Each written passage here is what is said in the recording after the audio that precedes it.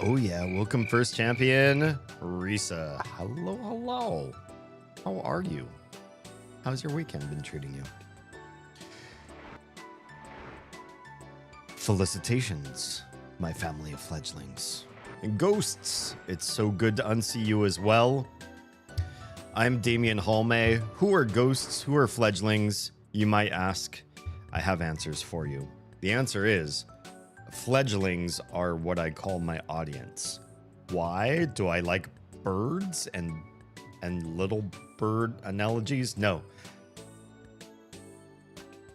I have this theory, this idea for like a vampire slayer aesthetic, but I don't want it to be purely vampire slayer. The Van Helsing thing, the like White Knight sort of witch hunter character is overplayed and done. And what I would like to do is a character who is like somebody who is a witch hunter, vampire slayer sort of character, but who has fallen to the corruption of the evil forces that they interact with on a regular basis, i.e., they did not have the will. Well, hello! Hope you're well. I'm okay. I'm okay. We can talk. What I would love is an aesthetic. Hang on. I need to do something with Instagram that's going to make the whole music thing stop for a quick second while I get this work. Okay. Music is back. The idea is like a Van Helsing sort of vampire slayer, but one who has fallen to the corruption, the seduction of the dark powers. Oh, it's an Oz as well. Wookie, wookie, wookie. Oz, do me a favor and do an 07 instead of an O /. I just want to see that. I want to see the trigger in StreamerBot work correctly. Still waiting for the tiny. Oh no, is it gonna do the thing? It didn't do the thing. Did it? Oh, I watched very carefully on my screen. And I didn't. Oh, there it is. There it is. Okay. I must have blinked because, yeah, it's pretty quick. I didn't want it to be too intrusive, but I wanted it to be there.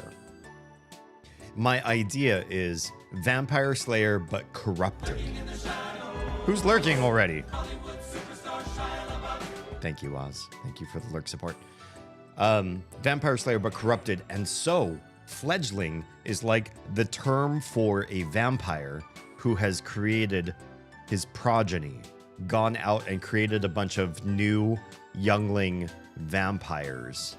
And while I'm not interested in doing that per se, it seemed like a fun and interesting term, like little vampire progeny creatures, to refer to you all. And that's where I get the word fledgling from. It's subtle, right? Is that Bucky? Here's the thing.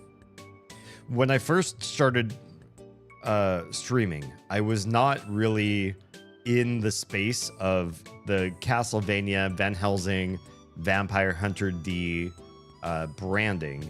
My initial foray into branding was sort of like a sci-fi, cutesy sort of world. But here's the thing. I don't know a whole lot about sci-fi. I don't watch a lot of sci-fi shows. I'm neither a big Star Wars fan nor a big Trekkie. And that pretty much cuts me out of a lot of buy-in from my audience as to why I would ever do things futuristic. It's so I started in a futuristic vein and I wanted a futuristic mascot. And I absolutely love the idea that has been perpetrated. Is that the right term? That it's basically across many different media that somebody would create a bunny character and make that bunny character a space character. How that happened across multiple different genres and different IP, I don't know. But Usagi Yojimbo, which was created by the original creators of Teenage Mutant Ninja Turtles, I believe.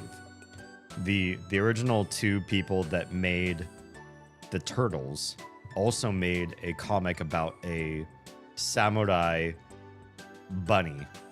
Put that bunny in space. Perpetuated? I think that is the right term. Yeah, perpetuated. They made a bunny samurai, and then they stuck that bunny in space. Weird, right? But then also, Bucky O'Hare is a thing too. That's a bunch of different animals all in space, and their main enemy is just one type of animal for some reason. But the good guys are all mammals, and the bad guys are all frogs. Why? I don't know. I love frogs, so it felt weird that they would be the antagonists. Peppy. Oh yeah, Peppy. Yeah. So Star Fox is another one. Star Fox.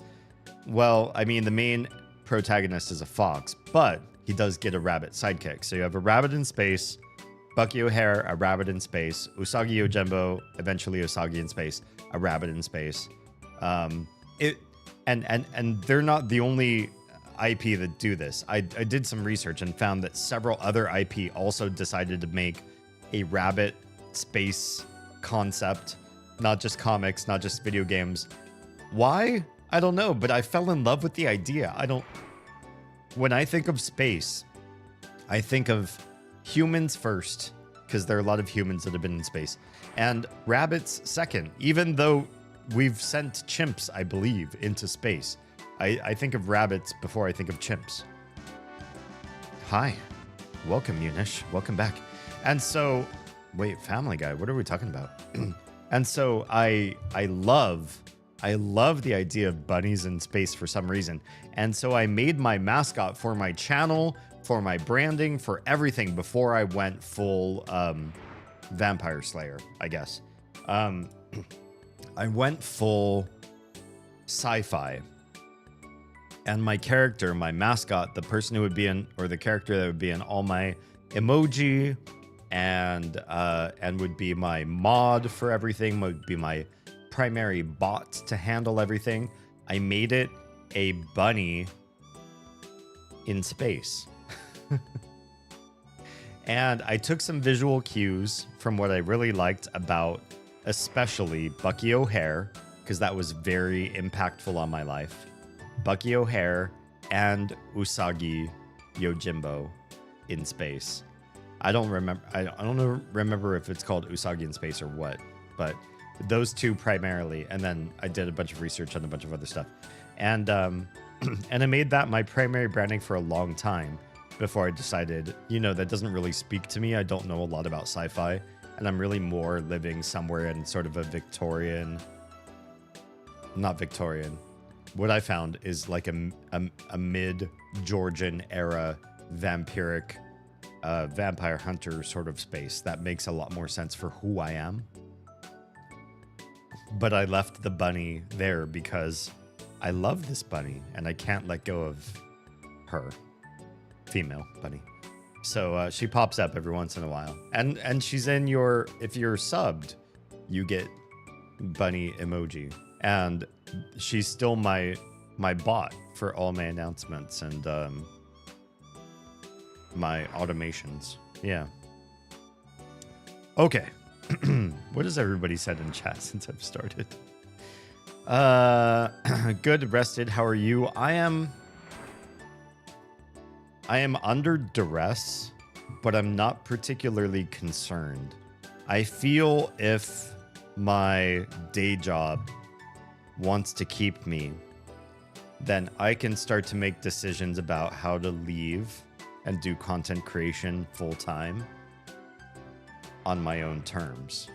And if my day job decides they don't appreciate me and I'm on the chopping block, because it looks like they are trying to do some layoffs these days, then that just expedites the timeline of content creator. I'm not upset. I spend a lot of time being anxious, nervous, and angry about the whole situation. but I think we can land somewhere where the household can still continue to exist.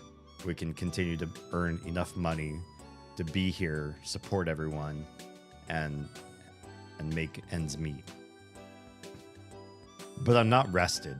I am not a rested person. Yeah. So I can't believe Family Guy makes an appearance in this game. Family Guy makes an appearance in OMORI? I don't know about that one yet. Yeah. All right. So what we're going to do tonight is let's go over to this scene. Play some OMORI. Now I've changed the whole resolution because Oz looked at my screen while I was playing and she's like, "Why are you playing so small?" And I was like, "I don't know. This is just how I play, yo." So I'm going to switch to the scene and make some changes. That means the music is going to stop for a bit here while I figure out how to make this fit on the screen and do what I needed to do. All right. So for you guys, it's probably basically the same experience as it's always been, just OMORI as it lives and breathes. Let me do the vertical stream as well. I apologize for those of you that are watching on a desktop computer or laptop. That means that I'm making adjustments to something you cannot see. But this will help me figure out just what the heck I'm doing here. There's that one, and then this one needs to be kind of centered right around the main character there. Yes. Don't want it that big. That seems kind of big. Maybe I make it a little bit smaller. It's still pretty big. Make it a little bit smaller yet. Yes. There's the detail cam. Okay. Vertical stream, looking good. Horizontal stream, looking good. Excellent. Okay, music. Let's come back. Where are we at in OMORI? You weren't in full screen? No, and I'm still not. This is a windowed mode, but what I did was I was in a windowed mode that was maybe like this big IRL. And Oz came in to just say hi and talk to you guys like on camera. And she looked at my screen. She's like, "Why are you playing so small?" And I was like, "I don't know. It's retro graphics. And it's, you know, on my 1080p monitor. I don't have like 4K or anything. Just an older monitor." I was like, "That's how it rendered naturally." And she's like, "Everybody plays it bigger than that. You're going to miss all the details and the finer points." And I was like, "No, I'm not. It's fine. It's fine." And I was like, "Okay, it's probably not fine." So I made it twice as big and it wrecked the entire stream layout. So I just went in and fixed the layout right now. But for you guys, this probably looks literally like the last time I streamed this and basically no changes whatsoever. But for me, the game is twice as big. It's like Undertale. I also played Undertale. Whoa, sorry, microphone. I didn't mean to kick you like that. Literally like a screen about this big in one corner of my monitor, just like hanging out there. Why? I don't know. I just, for small, like lo-fi graphics, retro adjacent graphics, I don't mind if it's small. I really don't. I don't feel like I'm missing out on the detail. I see all the pixels that I think I need to see. It's not a pixel hunting game, so I don't need it to be big. But I made this one a little bit bigger, just for the shiggles. Yeah. I like the shoes on the bottom of the screen. Oh, yeah. You like that? I like that. Right. It makes you feel like you're in a neighborhood because every once in a while, somebody outgrows their shoes, ties the shoestrings together, and tries to toss them up on top of an electric wire. Why? Dunno, but that's a thing that people do, so they decided to put that into the game. Okay. The backstory is there's a character named Omori that looks curiously like the character I'm controlling right now, who's named after me. I am controlling a character named Damien, who is an older guy and has friends who all seem to know Omori, who looks curiously like me. And when they interact with Omori, they're all younger. And they are all in some sort of dreamy, purple, pink, and blue dreamscape kind of world. And they fight crazy monsters and they travel to weird dream psychedelic areas and help out crazy creatures on their quests and trying to find a random lost kid named Basil. And randomly, I woke up from all of that stuff and I became much older and I became either a different person or Omori grown up, but nobody calls him by that name. They call him by the name Damien, which is the name I chose for this character. And I'm with Kel, who's one of the characters that Omori runs around with as a kid. And we're doing more adult things. I'm walking around downtown and I'm finding jobs and I'm earning money and I'm just living a suburban life. And I guess it's okay. It's just kind of weird. Yeah. I'll just refer to your character as Sunny. I mean, what I like to call, when I name another character after my name, I just call them like, because a lot of my friends call me D. So I'll just call the character on screen Little D. Little D. Did you open the door? The door back to my house again? No? Hold on, Damien. You can't go back home yet when there's still so much to do. Liven up. It's a brand new day. Okay. I guess not.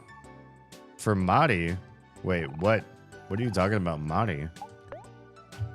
I don't know anything about Mari. Mari is Kel's older sister. Whoa. He won't let me go near that door. Yeah. Wait, hold up, Damien. I know it's been a while since you've been over at my place, but now it might not be a good time. Yeah, he says that and it weirds me out. Like there's something going on at his house, but I don't know what it is. Now, I also know that if we follow the map, there are a couple tutoring opportunities that I think we can take up over here.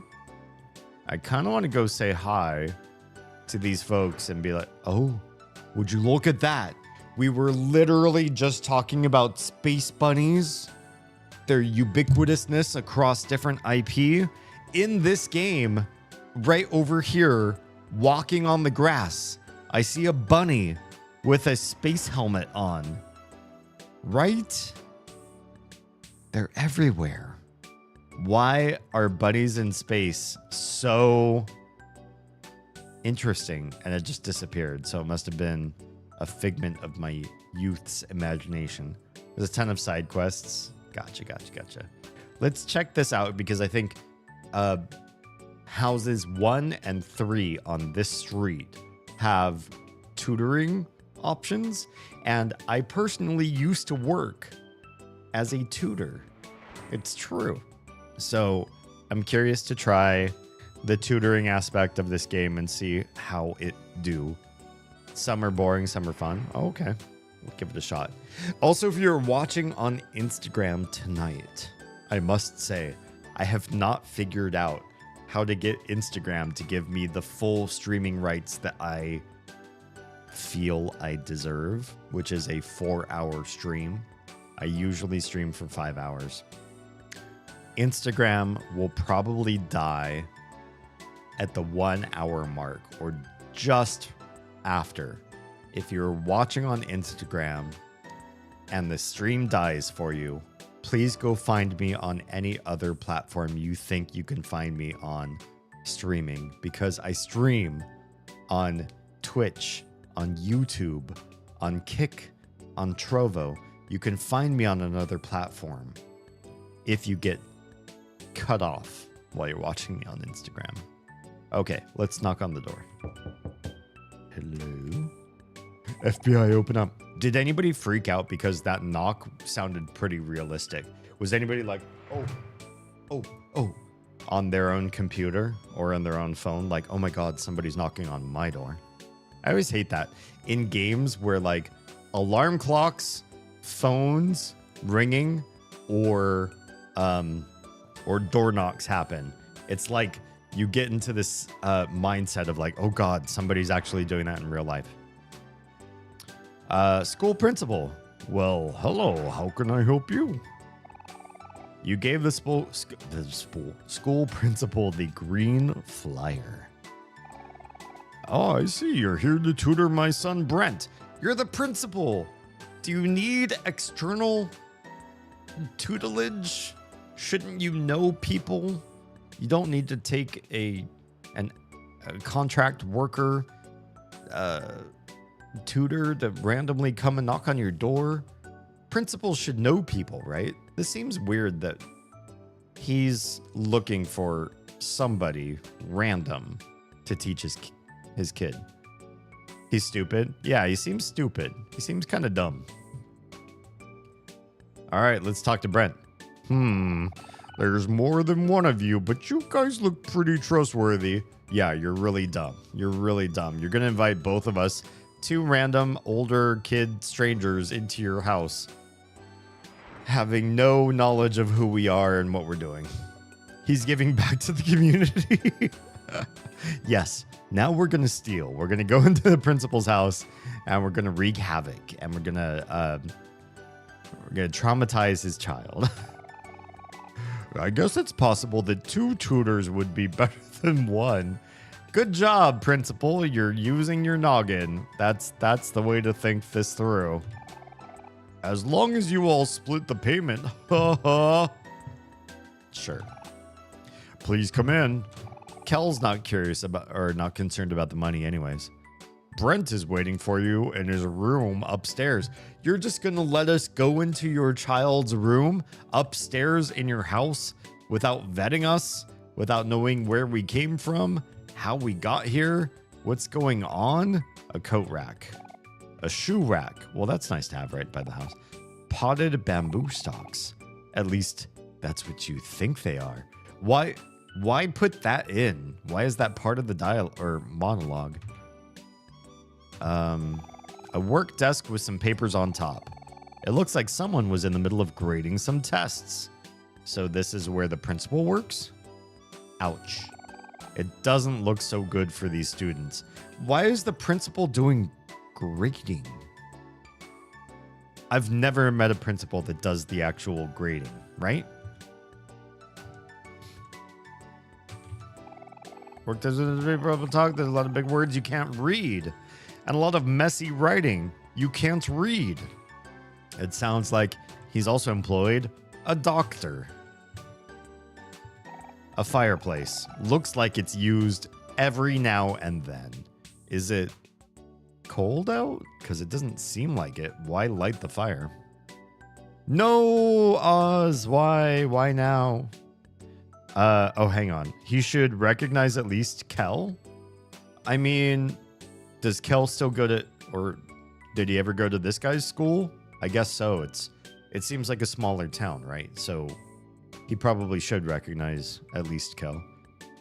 I guess the principal grades but can't do math or reading. So what is he grading? What subject is he grading? Foreign language. Oz, it's like basically midnight. I don't know what to say. Drink some water and then see how you do? Or have like a lemon perfect or something? I'd be afraid that if you start the digestion process now, you're going to be up a few hours trying to figure out, or your body, you know, sorting through what you just put in it. An ornate houseplant. It adds a nice touch of color to the room. Yeah, I agree. This house is filled to the brim with books on every subject, which is weird for a place that has 2 bookshelves and a couple stacks of books, or I see 3 stacks of books on various tables. I wouldn't call that filled to the brim. Most of them have bookmarks or sticky tabs in them. That makes sense to me. Then if you ever come back to that book, you know how to get the information quickly. I mean, I haven't started wrapping or doing laundry because child will not sleep, and I'm nervous to start anything except for folding yet. Yeah, pop a lemon perfect, chug that and see how you feel. I'd be nervous to get food in me at this hour were I in your shoes. TV? Nothing. Okay. Good talk. More of the book comment. There's an open book on the table. At this point, we shall briefly comment on how the perturbation theoretic matrix elements between initial and final plane wave states can be used in bound state problems. This is quantum physics, I believe. Obviously, we cannot directly apply perturbation theory to compute bound state energies. However, we can first obtain approximate bound state energies by solving exactly the... You put the book back down. So, yeah, this guy's at least doing research on quantum physics, which is, you know, cool. An unfinished cup of coffee. Make yourselves at home. Oh, we are. Brent is waiting for you in his room upstairs. You are so trusting. Lifetime Scientific Achievement Award. So he might not know math. He might not know reading. But he sure knows science. And especially quantum mechanics, quantum physics. A nice lamp. Anything over here? Yeah, there is. A state-of-the-art slow cooker. Hell yeah. Perfect for busy or lazy moms. At least that's what you heard on a commercial once. A refrigerator. Open it. Yeah. Macaroni and cheese, cornbread, frozen shrimp, and soup. 4 things? Yikes. I didn't hear any fruits or vegetables in there. Salt and pepper shakers. Anything? A microwave. Yes, it is. A fancy potted plant. A white porcelain tea set. Looks really expensive. An ornate houseplant. It adds a nice touch of color to the room, just like the other one that we already saw. This is a nice room. This house of... Oh, we already read this. A house phone. A nice lamp. Porcelain vase. Looks really fragile and expensive. I mean, we got that principal money coming through. A newspaper. What do we have here? A set of marble coasters. Marble looks really expensive. So we're looking at a very affluent household. I see. This house... Oh, we already read this part. Oh, hang on. This one is about something called organic chemistry. So this guy's very much into science. I have a feeling that's going to be part of our story arc with the kid. Do principals even make a ton of money? That's a good question. Could you look that up while I am playing this game and let me know? I live in the US. I live in the South.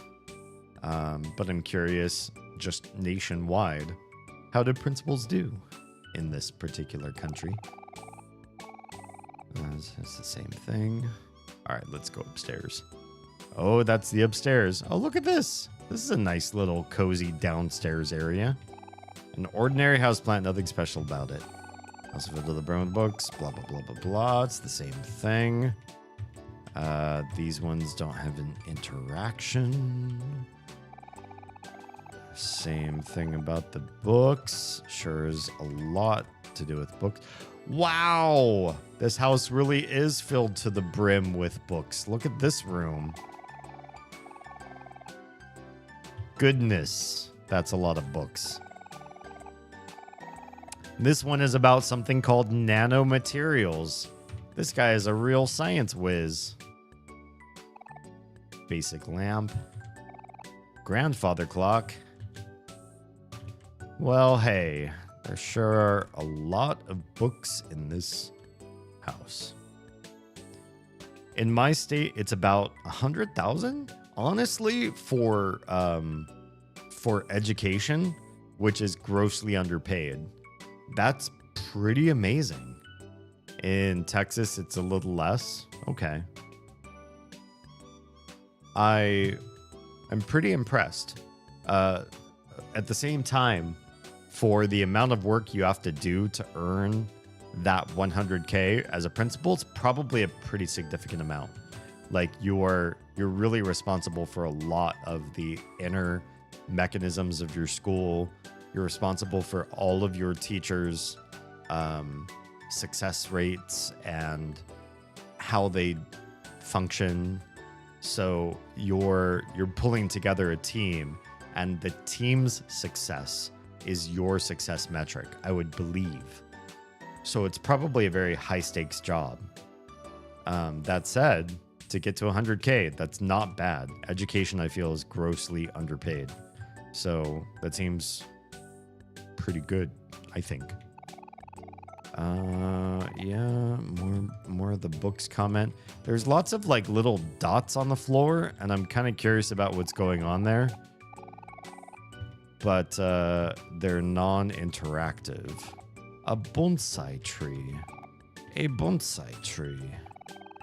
Some people want to pronounce that word bonsai.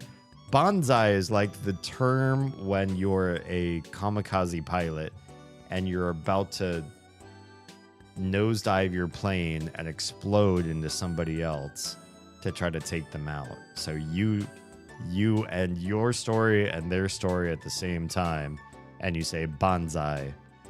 These trees are called bonsai. Bonsai. It's a different word. Rug texture, that's very unzen. This, I don't know. Yeah, it's a little like it does not spark joy. But at the same time, the idea that you have a small area rug and it's tucked underneath some of the furniture like that, that's a common practice. Curiously enough, that is a common practice. You put some furniture on the edge of it and leave some of it open. And that seems to be a regular thing. Before we go in that room, which looks like that might be his room, let's go from right to left and just see what we can find. Oh, crap. That looks like the kid. Go away. Go away. Oh, shit. We can't leave. You shouldn't leave while you have a job to do.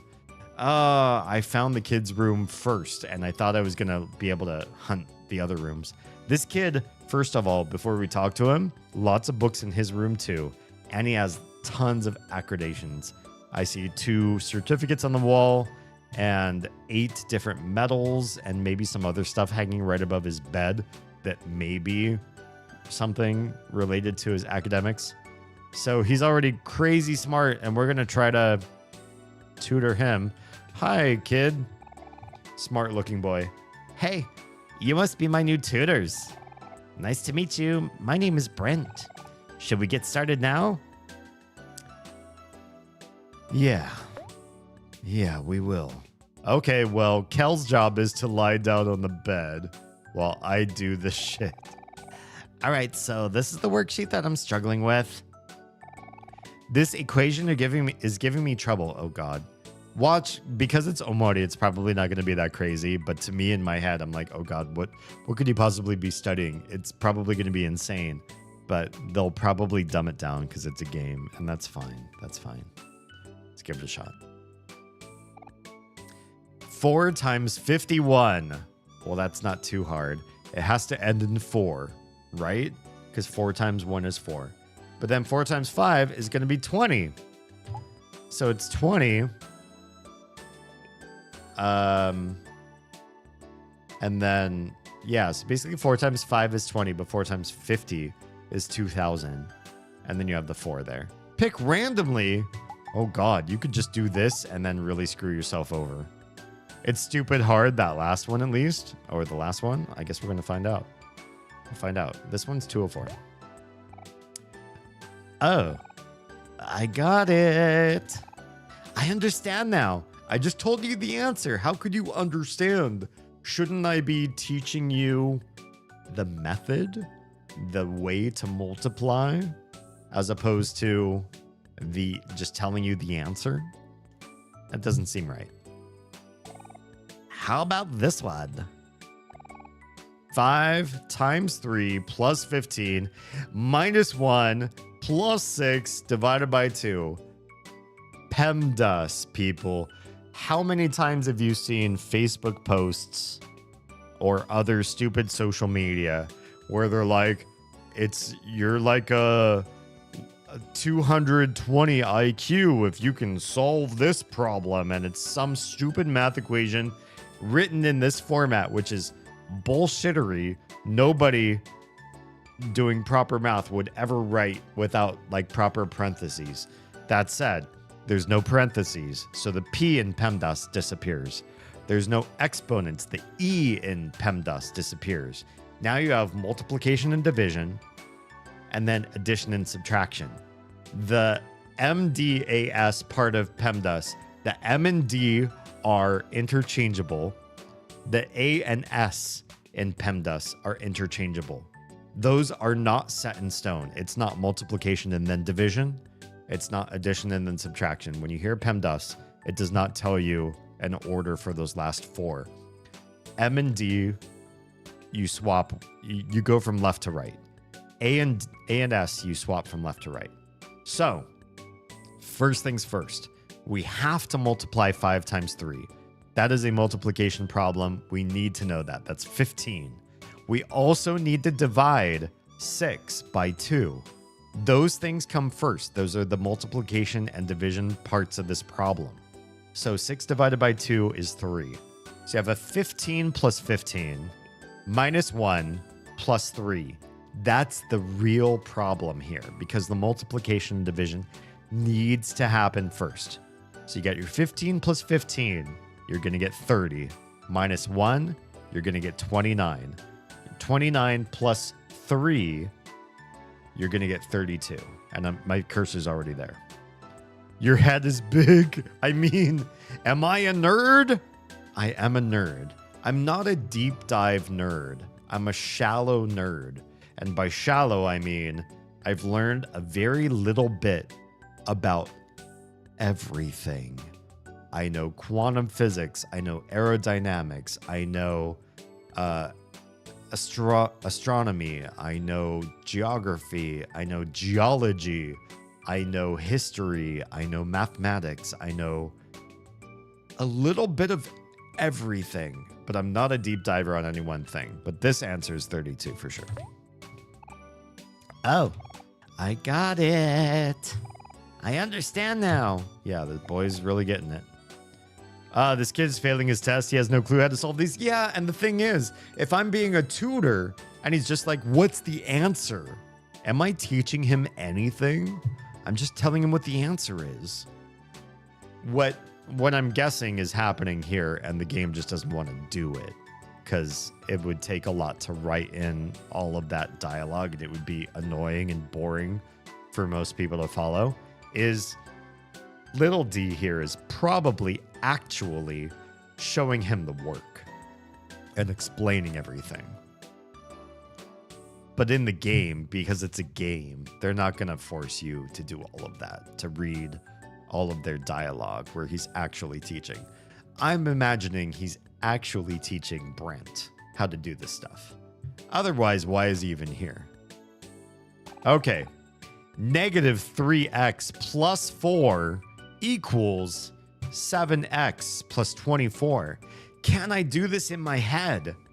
The answer is yes, because I'm really good at algebra in my head, even some calculus, and not very much trig because I hated trig, and so I'm not good at things I hate. However, what we want to do is get all of our x's on one side, all of our constants with no x on the other side. So what we're going to do is move the 3x over to the right and move the 24 over to the left. That means x is probably going to be negative my initial guess, I've already moved the cursor there, is going to be that it's -2. But we're going to find out real quick here. If the 24 moves over to the right-hand side, or sorry, to the left-hand side, how do we move 24 there? We have to subtract both sides of the equal sign by 24. -24 on the right cancels the 24. 24 minus 24 is 0. That number disappears.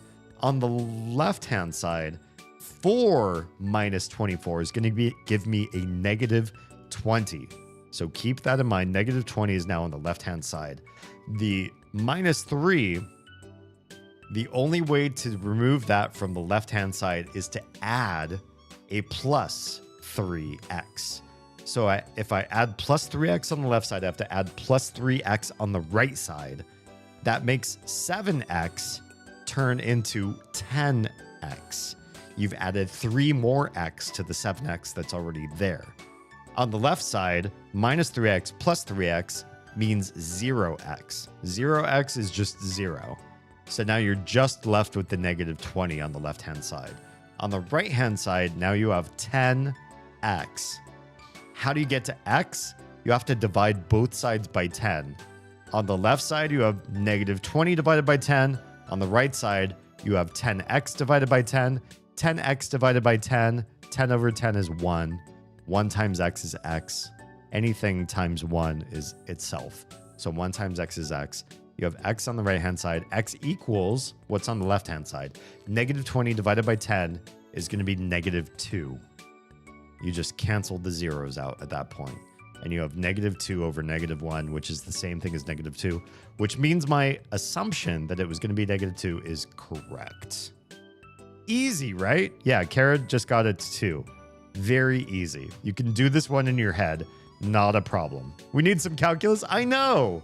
Honestly, if somebody gave me a derivative, or let's go further an integral, or let's go further an integral with trig substitution, then you'd really see me work in my brain. And then I might actually need something like I need to bring up paint and start to draw out the steps to do it, right?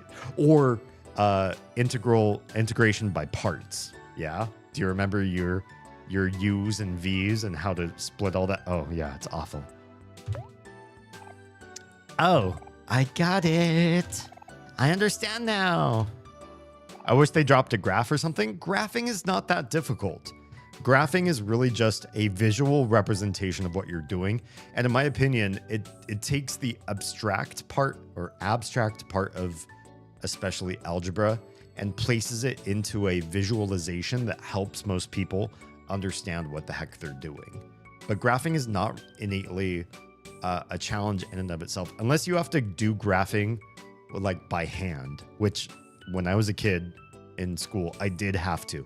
I had to draw graphs by hand, and I hated, getting the ruler out, drawing the X and Y axes, doing the little ticks. Hex machine! Thank you so much for the follow. It's an honor. Thank you, Hex machine. Yeah, I had to draw the graphs by hand in pencil, the little tick marks, and then you have to decide, are the tick marks 1, or are they skipping by 2 or skipping by 5? And then you have to draw the stupid parabolas or all the dumb things. I don't really like it. It'd be funny. Yeah, it's funny, but it's also not it's not a big difficult step, but it is annoying to do. Kara said, yeah, it's not difficult, but it can be annoying. True. I was thinking guessing trajectory. Trajectory is not hard. You don't have to guess it. You can do the math to figure it out. Mostly just calculus. I swear I was following already. I kind of thought you were too, but now that you are, I appreciate you being in my family of fledglings. Thank you. Thanks for making it official. Graphing polynomials using calculus to find the zeros of the revicative and stuff is derivative. Yeah, I was like, what's revicative? The derivative and stuff is something we had to do. I didn't have to do that in maybe the second half of first year of calculus and thereon. But in the first half of calculus, I feel like we had to do a lot of stuff the hard way. And that included doing graphing to find those derivatives. And also doing derivatives, not integrals, but at least derivatives the long way. The sort of like x minus h polynomial with the like 2 parts on top and the 1 part on bottom. That's like the long form version that was like super ugly and weird. I did not like that. Let's find out what Brent needs in just a second here. Let me take a quick bio break because I kind of started stream without taking care of all of my personal needs. And a bio break is in question. So I'll do that and I'll be right back. BRB.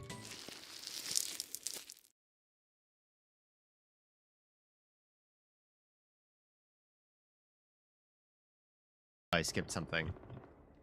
Did you just tell us all that you and I was engaged in sword play? Yes, only my sword stays in the drawer. Wait, what? Wow. You heard it here on the stream first. Losing out on resources, like your people who are going to help you out were slowly like dying off and leaving or getting, you know, ushered out, and that felt really panicky and bad for a game that didn't really like rely on that mechanic.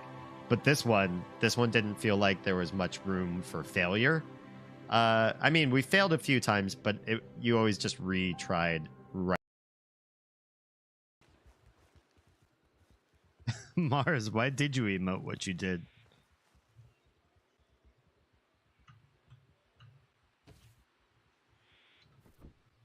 I actually don't know how to get my horse back up now. Could she need for something? I'm not sure what she needs right now. Oh, your emotes can predict the future. I skipped something. Did you just tell us all that you and I was engaged in sword play? Yes, only my sword stays in the drawer. Wait, what? Wow. You heard it here on the stream first. I think I'm falling in love with mom. My mom, but character mom. Somebody clip that. Oh my god. Nobody clipped that. Clip. I'm clipping it. Clip it. God damn it. Oz is all over it. I can feel it. I know you're waiting for the book. Look in my eyes. You know I have bigger things to do than you. I mean, bigger. I mean, okay, bye. Bigger fish to fry. Oh, we don't want to fry Alan. Whoa. She just slammed that door open. Where's the cook? Cook. My accessories.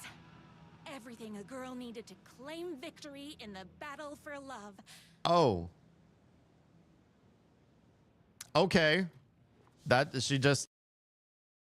Let's try for that little white glowy. I don't know what it is, but I want it. Oh, how did he hurt me? That's so rude. 55 health taken away from me for nothing. Just because I slammed into his behind the wrong way. I didn't know there was a wrong way until it happened. Alright. Legend. You're a legend. Oh my god. I didn't know you could make them so big. Together, rub them until you get some friction, and then talk about, you know, one topic or another. So where are we exactly in roads? Okay. I really don't like how many blips are on the screen. It does make it really hard to see. No, thank Maybe we you. should I'm afraid toggle I'm actually blips on the job right now. back off. What? Somebody said that? Oh, no. Wait, who's this guy? Who is this guy? Fuck. Oh, jeez. Stupid long lob. Oh no. Nuts got me. Their team's capture progress has come to a waypoint. You heard what he said. Long lob nuts. Sure. Okay. Long lob nuts. It's true. It's a fun game. I need to play that some more. Just probably not on stream because my audience doesn't really like it when I play that game. In elementary school, I was kind of interested in converting between number bases and such. Me too.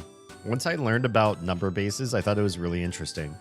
I find binary unwieldy, but also very important for things like assembly language. So it's good sometimes. Maybe it was middle school, but I think it was older elementary. But I really liked hexadecimal. Once I found that that existed, I was like, why aren't we just using this? Hexadecimal gets a whole heck of a lot of numbers across much more... What's the word I'm looking for? Elegantly. It uses less space, less content, easier to store, easier to convey. If we just taught our kids to do work in hexadecimal all the time, we would never use decimal ever again because decimal makes everything take up more space and is more work. Why not use hexadecimal? All the time. It's better all the time, right? Literally all the time. Maybe not. But if we learned that way, if you were raised in hexadecimal and then somebody showed you decimal, like, look, here's a slower, longer, takes more storage version of hexadecimal, and it's just missing 6 digits. Only 6. And then you have like an even 10. You'd think in your head, what is even about 10? 16 is also an even number. Why wouldn't you just use 16 instead of 10? Why go down to 10? Except the fact that humans have 10 fingers and 10 toes. But if you're counting with your fingers and your toes, you're probably not ready for higher math. Yeah, so I do like the idea of counting by different bases and stuff like that. It was very cool to me once I learned about all that stuff. There aren't words to describe hex. There would need to be words invented. I mean, if we started using hex ubiquitously, the words would come, I think. 18 might be confused with 18. That's fair. That's fair. Okay, Brent, what do you got for me? Phew. I think I got a much better hang of this than before. I'm guessing I did some real tutoring in there that the game just doesn't want to show. Because otherwise... Also, you like how his ceiling fans go in there? It either looks really slow or potentially really fast. If you see just the frames of the ceiling fan that are playing in the game, maybe it's a really fast ceiling fan and that's all your eyes can process. Thank you. Sure. Now, I'm going to talk to your dad. Pay me. Mathwiz, complete the math worksheet correctly. Well, that was easy. Hey, Brent, what are you doing? Oh, I see you've completed your worksheet. Well, literally, the tutor just kind of filled in the answers. I'm not going to lie. Well done, tutor. I don't know that I taught him. Unless the game is just hiding that part from me. Here's the payment for your help. Is it going to be $25? Because so far it's been $25 for just about literally every job we've done in this game. You got $20. Oh, was it 20? Maybe it was only $20. Okay. Well, sure. Feel free to come back tomorrow. Could I keep doing this? Could I literally keep doing more math for this guy and get $20 a day? That'd be kind of nice. Oh, Kel finally got off the bed. Good job, Kel. This bed is a little on the hard side, but overall, not too bad. Damien's getting rich. He better show her. Kel's not doing anything. He lay there on the bed, literally not providing any help whatsoever. He does not get my money. You would rate it a 7 out of 10. Do you rate beds that you lie down on? I do not, personally. There are some comics hidden between these books. Now we know why this kid is struggling with his math. He's actually reading comic books instead. An alarm clock for responsible people. It's set to be 5 minutes early. How would you know that? Do you know Brent's school schedule? How would you know what 5 minutes early is? This is the same bullshit. A wardrobe. A nice lamp. Ugh. Math. Who's here? I think you would if you spent as much time in bed as Sunny. Who's Sunny? Is Damien gonna play Heartbound? Wait. Oh, Heartbound. Oh. You mean Thor's game? Thor. Jason. Thor. What's his last name? Jason. His name's Jason, right? Would I play Jason's game? Hall, that's his last name. Would I play Mr. Hall's game? I've heard so much about this game. I don't know.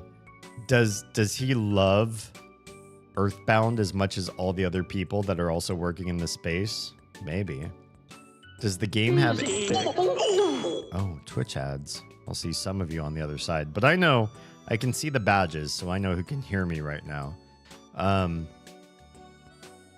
I'm not personally in the camp of let's all shit on Thor and make him feel like a big reject, and try also I think there's a lot of clout farming right now, like because Thor's got a problem with his ego, clearly, right? It's really hard for him to admit he's wrong. He's got a little bit of narcissist tendencies. He was really antagonistic. There's a nose. He was really antagonistic with the World of Warcraft hardcore wipe in Dire Mall. What's good, Oz?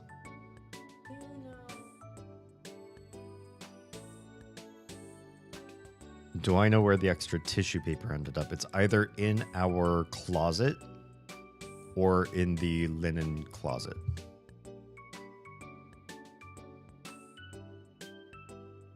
If it's not in either of those locations, then I have no idea.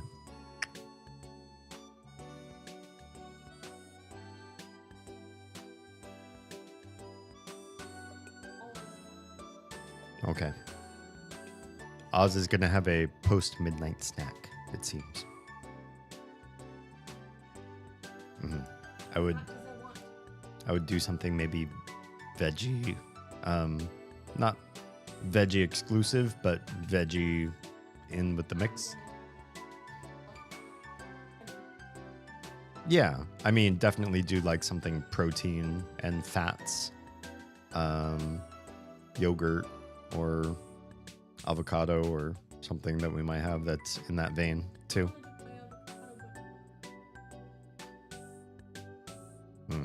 The avocados at our store were subpar.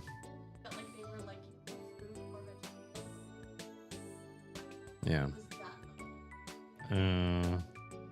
Yeah, have you ever had produce that feels like it came from a refrigerator truck and it was like clearly not the way it should be picked off the vine? Like you can just tell texturally when something's been reconstituted.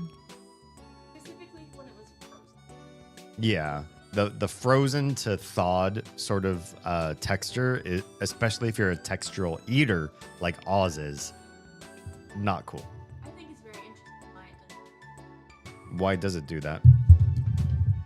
So the reason that basically anything that was alive at some point, like fruit and veggies and even meats, feels weird once it's been unfrozen, is because you have actually, the freezing process damages the cell walls and makes them burst. And so the reason that it doesn't feel correct is because there's a lot of the cell walls that have been damaged, and so it doesn't have the same structural integrity anymore.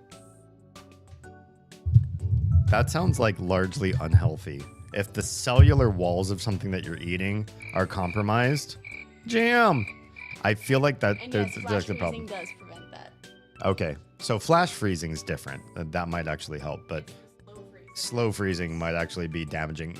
Not unlike why people say never buy ground any sort of meat if it's been pre-ground and sitting in a package.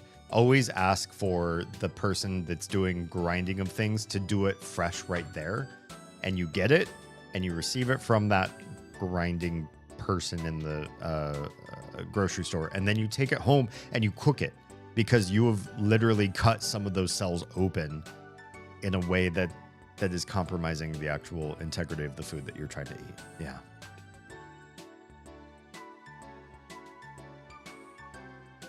What? In this room? Did you move it here?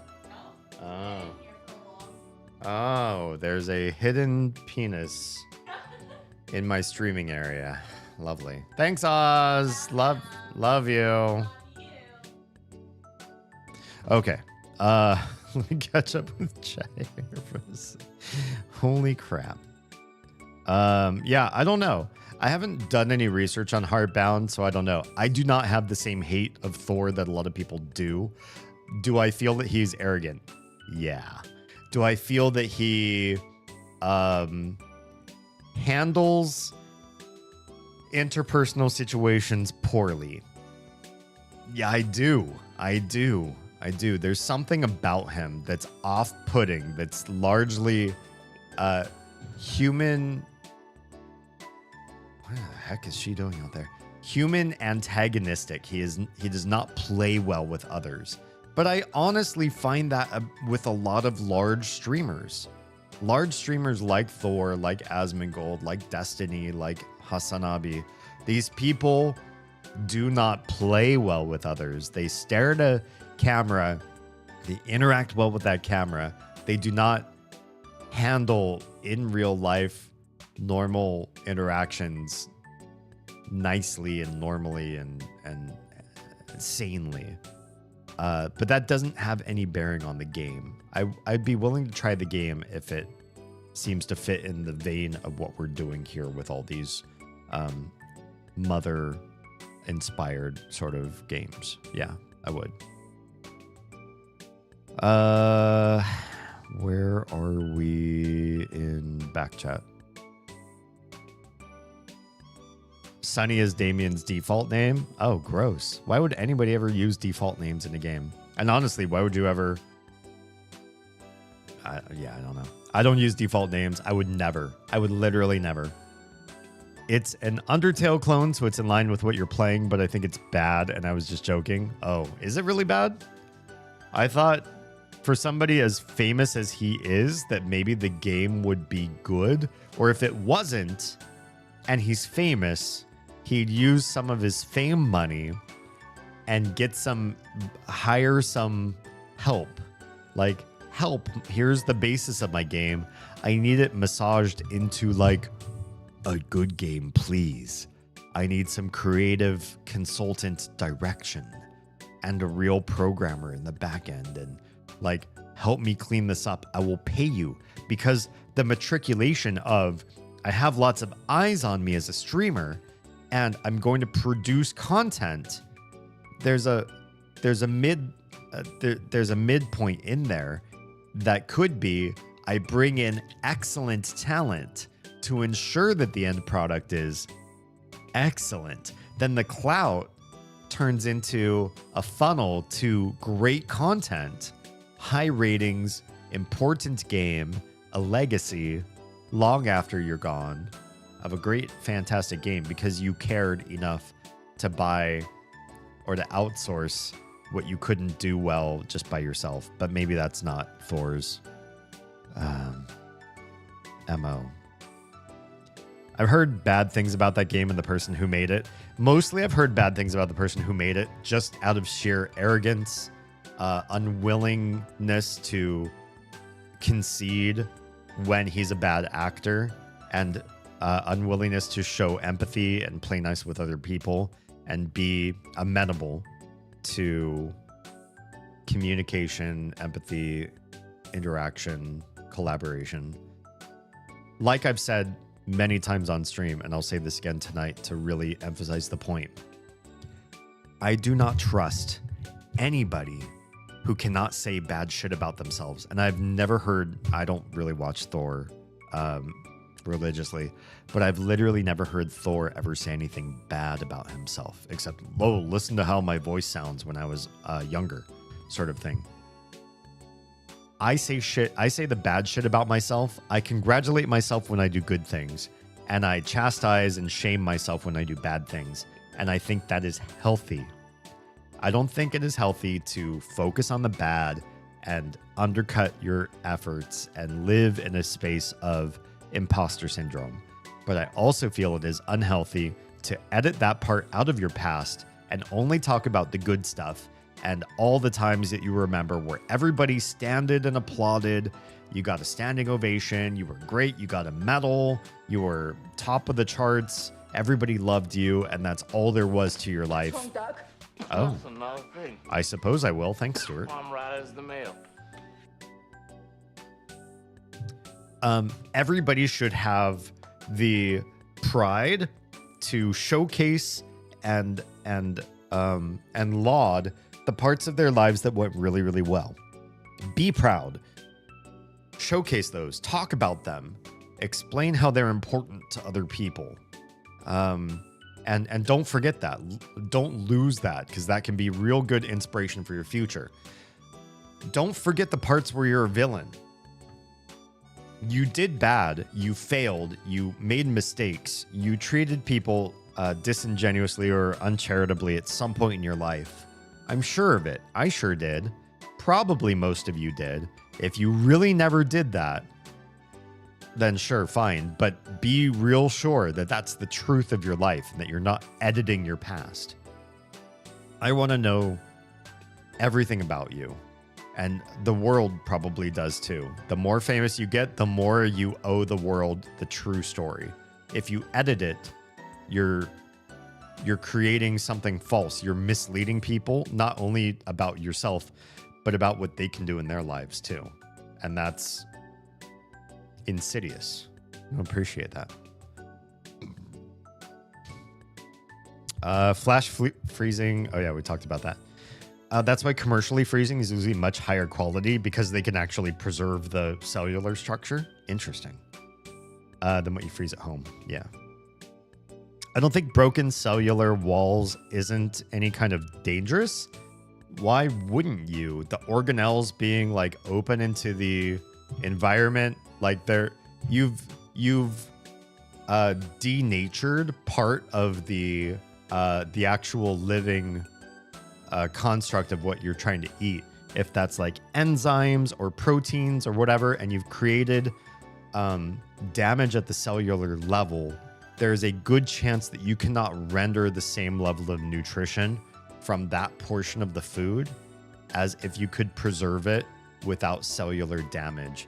I do feel that cells being intact allow the enzymes to do the proper work, extract what they need, and be able to repurpose and create the components in our body that we absolutely need.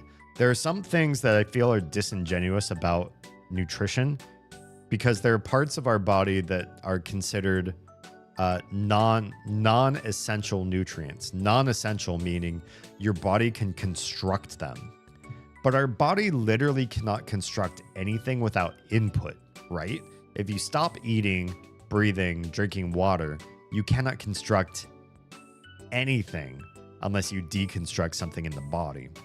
So you intake a bunch of essential nutrients, essential meaning your body cannot make them. And out of the essential nutrients you've ingested, you then make some, what I think is disingenuous, non-essential nutrients as well, but which should really be called like second tier or second stage essential nutrients. And if there's compromised components at the cellular level or deeper, you have a problem, especially at the atomic level. When you have missing electrons in a particular atom, you're in a free radical state.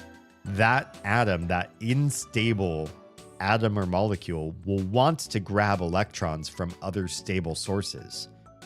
And that is how you get free radical damage. What's free radical damage look like? That's the big inciting force for cancer, right?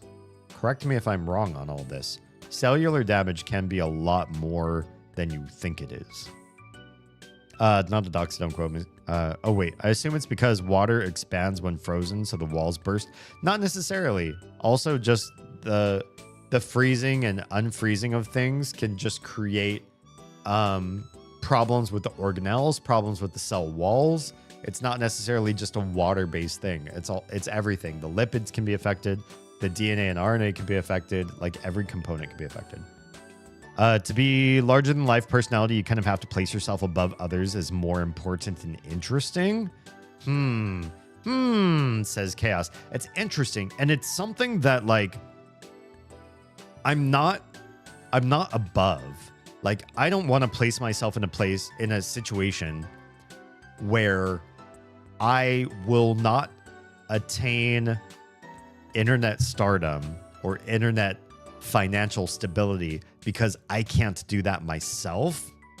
But I also don't feel that everybody who's made some sort of stardom is necessarily throning and crowning and creating an empire for themselves.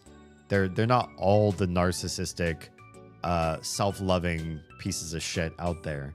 I do feel like some people make it on vulnerability and what they provide to the community. Look at the Green brothers, John Green and Hank Green, that did SciShow and Crash Course. They are nerds. They are providers. They want to teach. They hired other teachers to help them teach and grow into a crazy franchise of just information in digestible and fun and edutainment formats. And they don't really think a whole heck of a lot about themselves, from my understanding, as a narcissistic, on the throne type of person. That's maybe more the type of vein I'd like to be in. However, if you all need a cult leader, if you all need a cult of personality, if you all need a beautiful face and a strong, charismatic personality to lead what we're doing here on this channel, I will do that. At least up to the point where we're paying the bills. And then I'll probably back off because that's not who I am. I just happen to be trained in acting, and I'd be willing to do that to get the money, to make the ends meet, to make sure that we're funding this whole project, and then I'll probably back way the hell off of it. But if that's what's required to get 1 million subs, to get 1,000 paid Patreon, whatever it takes, I will probably do. The ends will justify the means, and then I will come back to my philosophical roots, and we will leave that part in the past because it's really just something I would wear as a mantle in order to make my family safe and secure, and nothing beyond that. Yeah. I spend a lot of time watching theory videos or other stuff. I love that. Me too. The game is really that bad. Oh, Homebound is? Oh no. I don't like to self-insert myself. I named myself Chara in Undertale and Sunny in Omori. Interesting. So basically, are those the default character names for both of those games? I chose Ness for Earthbound. Sounds like you're doing just default names. Interesting. So why? I mean, maybe you wouldn't insert yourself, but wouldn't you want to impose some level of creativity as opposed to just letting the designer pick the name for you? Sony just made it easier to talk to others in the community. I suppose that's true. I'm just not a community chatter. I don't have that kind of time and engagement. Fan art and junk. Gotcha. Anne, hello and welcome. Good to see you. Sorry, I'm just catching up with chat. I'm a little bit slow tonight, trying to talk with everybody. I'm proud of you. Why are you proud of me? The cells break in your body.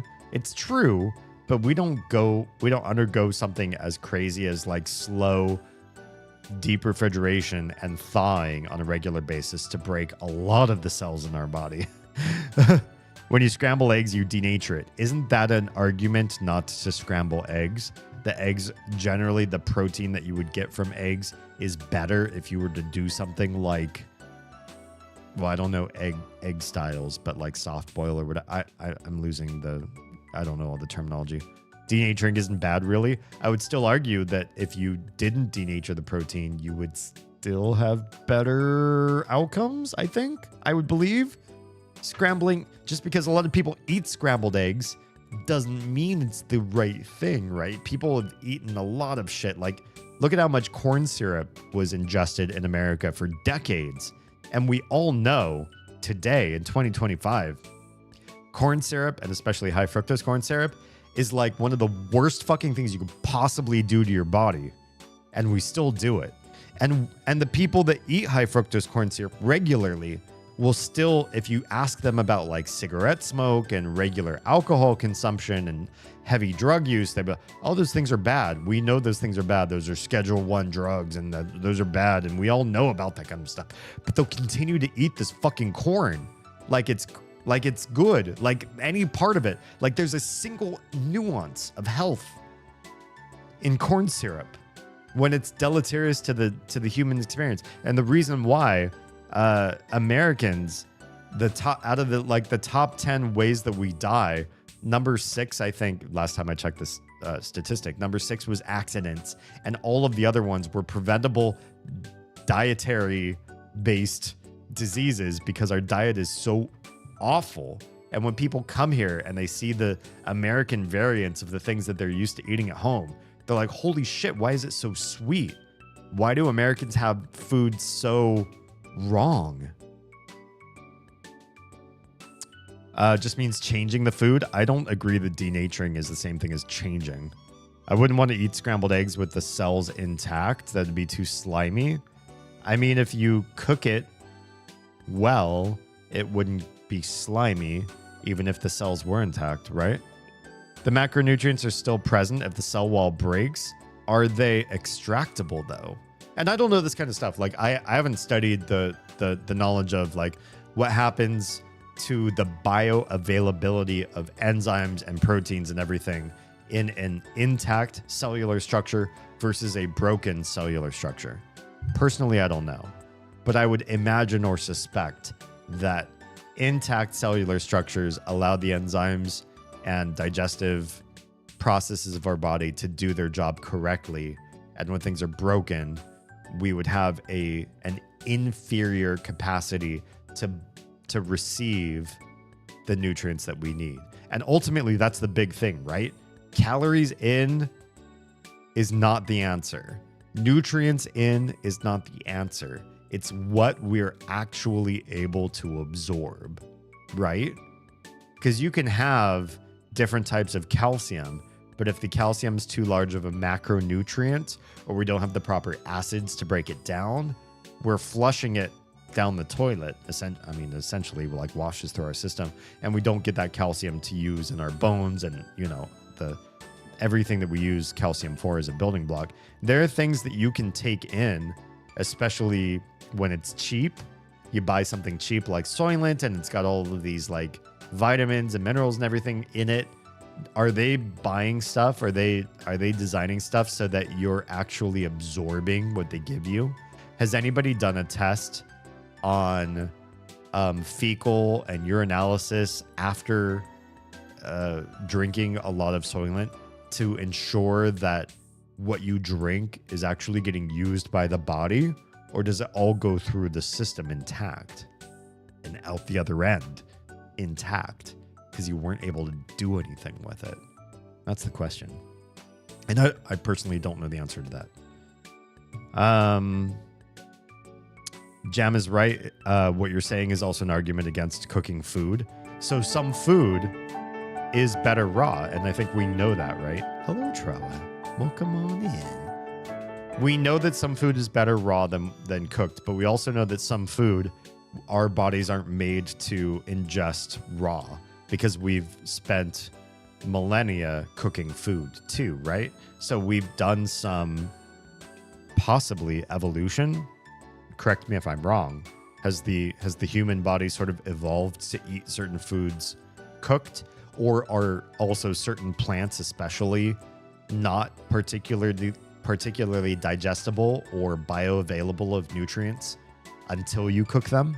And so if you ate them raw, they could be poisonous, or at the most benign case, just sort of like pass through the system, and then all the things that you see in the nutrition report on that vegetable, it just goes through your system if it's uncooked, because we can't absorb it. And then when you cook it, it releases those things. Some things are better raw and some things are better cooked, I think is the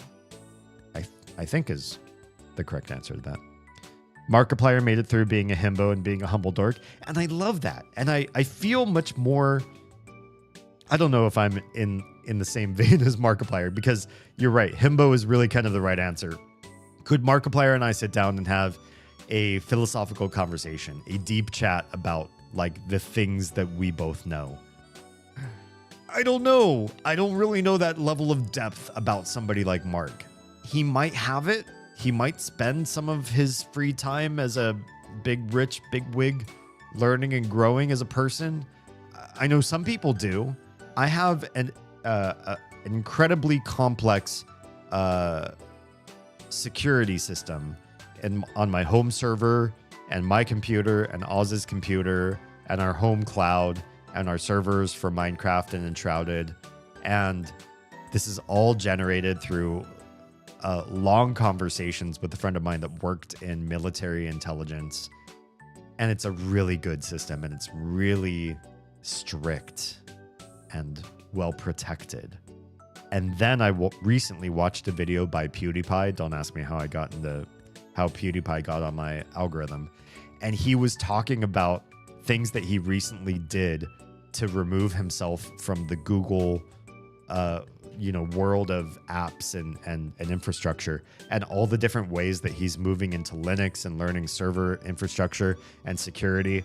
And I heard so many of the same talking points of things that I had already implemented a long time ago. Do I feel like me and Felix could sit down and talk security and have a lot in common and share that kind of stuff? Yeah, actually, I didn't think that about him, but he's learning and growing still as a human being. That's really cool.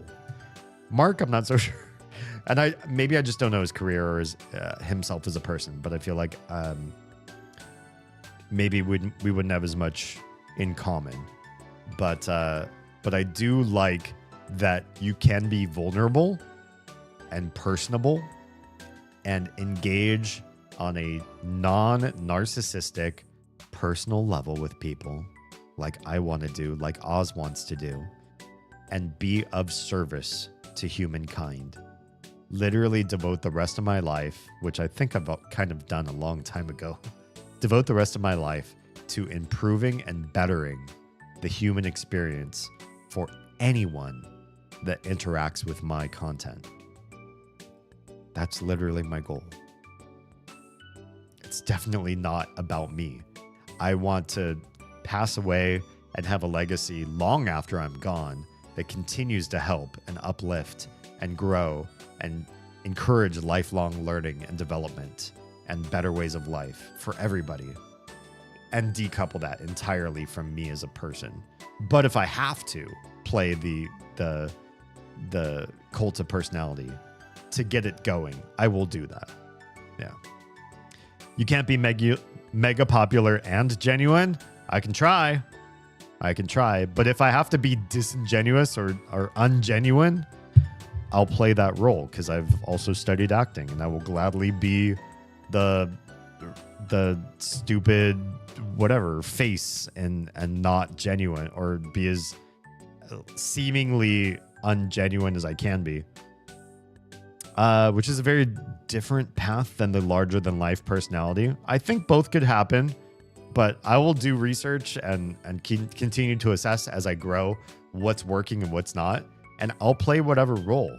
And tongue in cheek with you guys here listening to me now, if you see me starting to do weird ad reads or acting a bit more self-centered or narcissistic or combatant or dramatic or whatever, between you and me, it's probably just to grow the brand, and it's probably not who I really am. And if you find me in Discord, or you talk to me off stream, or if we have like a little private sesh, somewhere else, I'm probably going to drop that facade and be like, yeah, yo, this is just a power grab until we get to a certain level of clout, a certain level of sway and manipulation and power so that we're able to do real good. I'm willing to be lame or awful or depraved on the way toward being good. And I will not lose sight of that goal because it's inside of me. It's in my core. I will not. There's no way I would just disconnect from all of the philosophy that guides me, guides my relationship with Oz, guides my parenting of the littles, and just like fall into fandom. There's no allure for me there. Allure. I would literally just go into that vein just so I could get the power to do what I want and philosophically gain an advantage over the people that I want to uplift them. I just feel like if you start with, I'm here to uplift you, a lot of people are immediately tuning out already. Yeah. Please be careful with Undertale spoilers. Oh, true. I don't know anything outside of the neutral ending. True. Your stomach acid would denature them anyway. Would it? Does stomach acid break the lining of the cells of the food that you're eating? You need to denature the protein so you can ingest them. I believe you, if that's true. I do believe you. I find that more often that not in RPGs, the main character, while silent, has a personality. I suppose so, because everybody interacts with the main character in some way that's tangible, right? They'll say things to you. They'll impart ideas. They'll have moments with you as the main character. Maybe you don't say a word. Maybe Link never says a word, or whatever main character, Cloud or Storm. You're my dad. Hi. Woogie, woogie, woogie. Wait, why are you making me check Discord? I'm on I'm in a moment right now.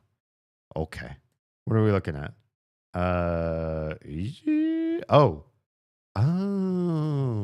A shock and awe moment for when the tiny wakes up. I like that. Good job. Yeah, good.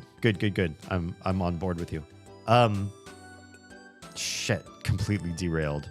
What were we talking about? Yeah, so if you're the main character in a story, Squall, Cloud, Link, whoever, everybody interacting with you is going to give you a certain vibe as to what type of person you are, how they bought into you, who trusts you, who doesn't trust you, how they speak to you defines a little bit about who you are. So you're right, there isn't quite an empty vessel for the main character. That is true. Frisk is quiet but jovial. No idea who that is. Yume Nikius, no idea who that is. MC is quiet and reserved, and while I share those traits to an extent, these characters are more people than Husk. I agree. I rule under the Deltarune doctrine. No idea what that is because I haven't played Deltarune yet. Protein's one of those things where your body is going to do functionally the same things with them no matter what specific ones you eat. While I agree with you, yeah, there are some proteins that are more antagonistic to the body, right? If you look up like omega-2 or arachidonic acid, isn't that more inflammatory than like omegas 1 and 3? Or like DHA and EPA generally tends to be more anti-inflammatory, whereas arachidonic acid tends to be more inflammatory. And I think arachidonic acid, from my understanding, is in every meat. So you eat meat, and most of us do, and you're going to get an inflammatory acid. But then there are certain arachidonic acid inhibitors. I'm trying not to like just toss a bunch of jargon to people that haven't been on our like our nutrition conversation on that. And if you're an inhibitor of those things, like I think you see in a lot of seafood, and this is why we have studies that show like Mediterranean diet or like the Okinawa diet, your big seafood diets tends to create cultures in which the people live way longer and in your elderly years, you're still active and mobile and engaged and no brain fog and no dementia and all this sort of stuff. It's my understanding that there's something in the DHA and EPA, which is derived from seafood, and especially seafood that eats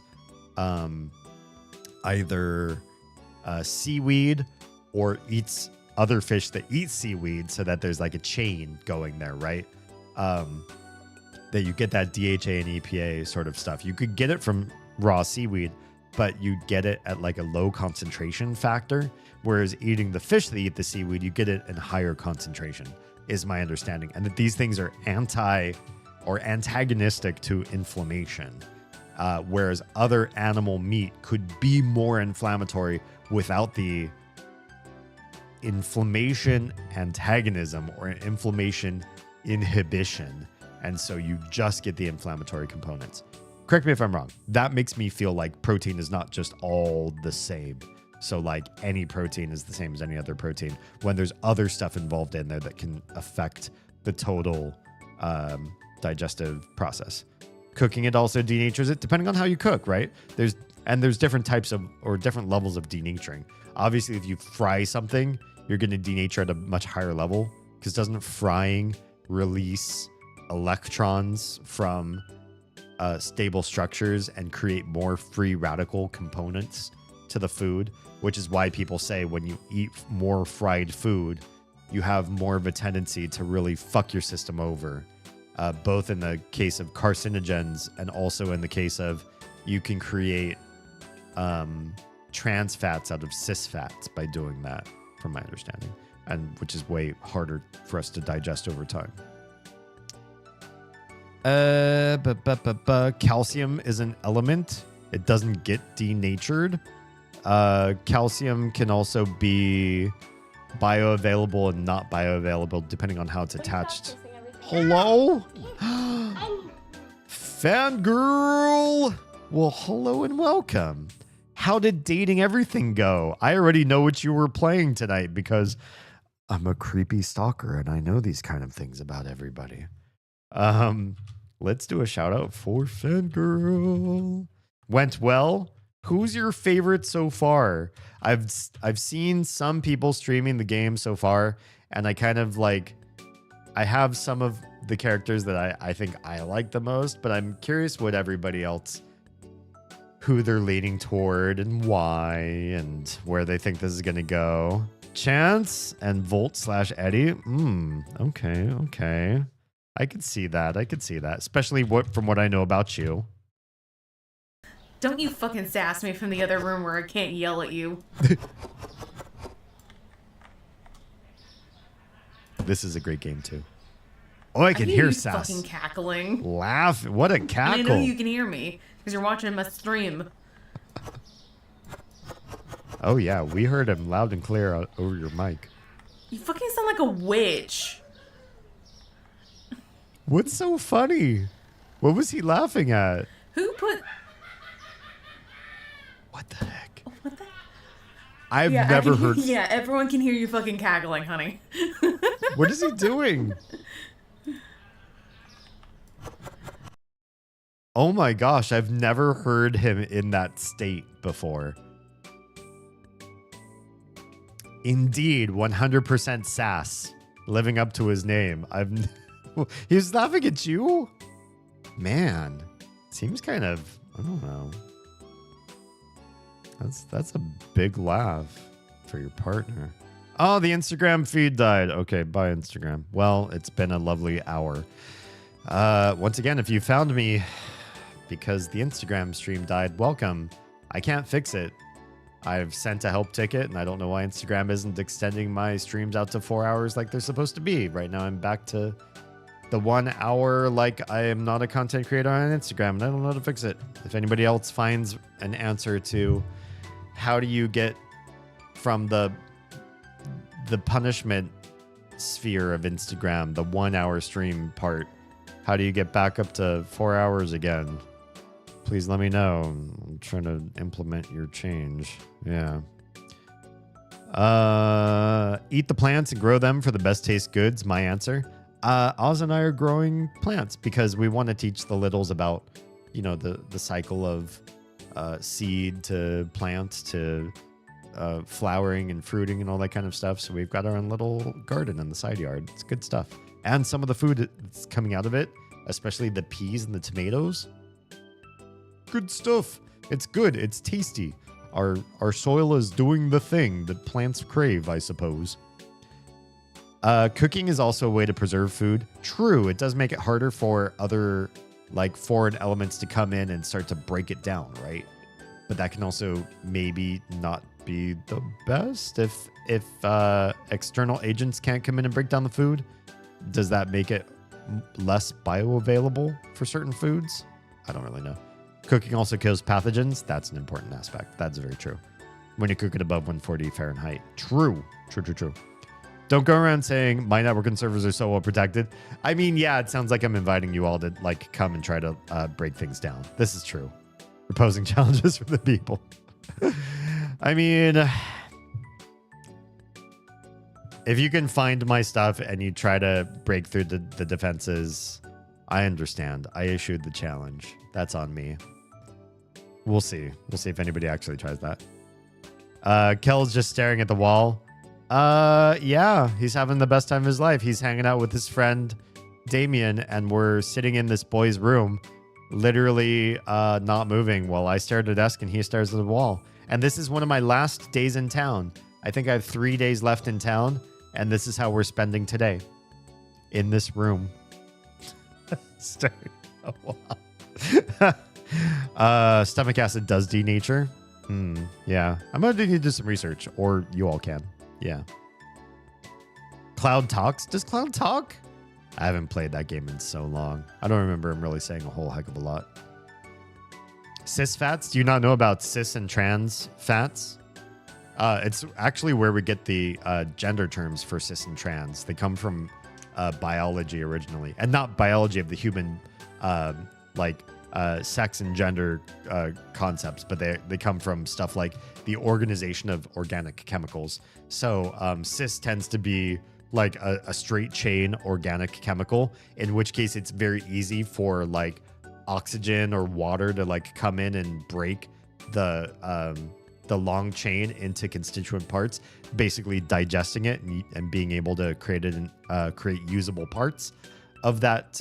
Whereas trans usually has an extra hydrogen or something, and because of the way molecules repel from each other, if you have an extra little thing on one part of it, it bends to because the electromagnetic forces or whatever happen to push molecules away from each other. And so you see trans fats have a bend in them, and because of that bend, they can be much more tricky to digest or to use the proper enzymic reactions to get the energy out of them that you want. And therefore there's a higher propensity for things that you can't break down in your body to be stored as long-term energy to be used later. But many people eat in such a way that they never need their long-term energy again. What happens if you never access your long-term energy and maybe you put more in and more in and more in and you never use it?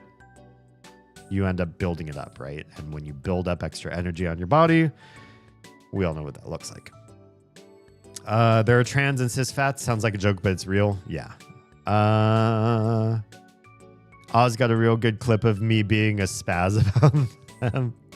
Nice. I got him laughing, apparently. Yeah. Well, I'm glad it seems like it was lighthearted. I spilled the beans on the last few months medically, potential move to Canada, etc. to do fam or my core of my... Oh, to the fam or my core of my people.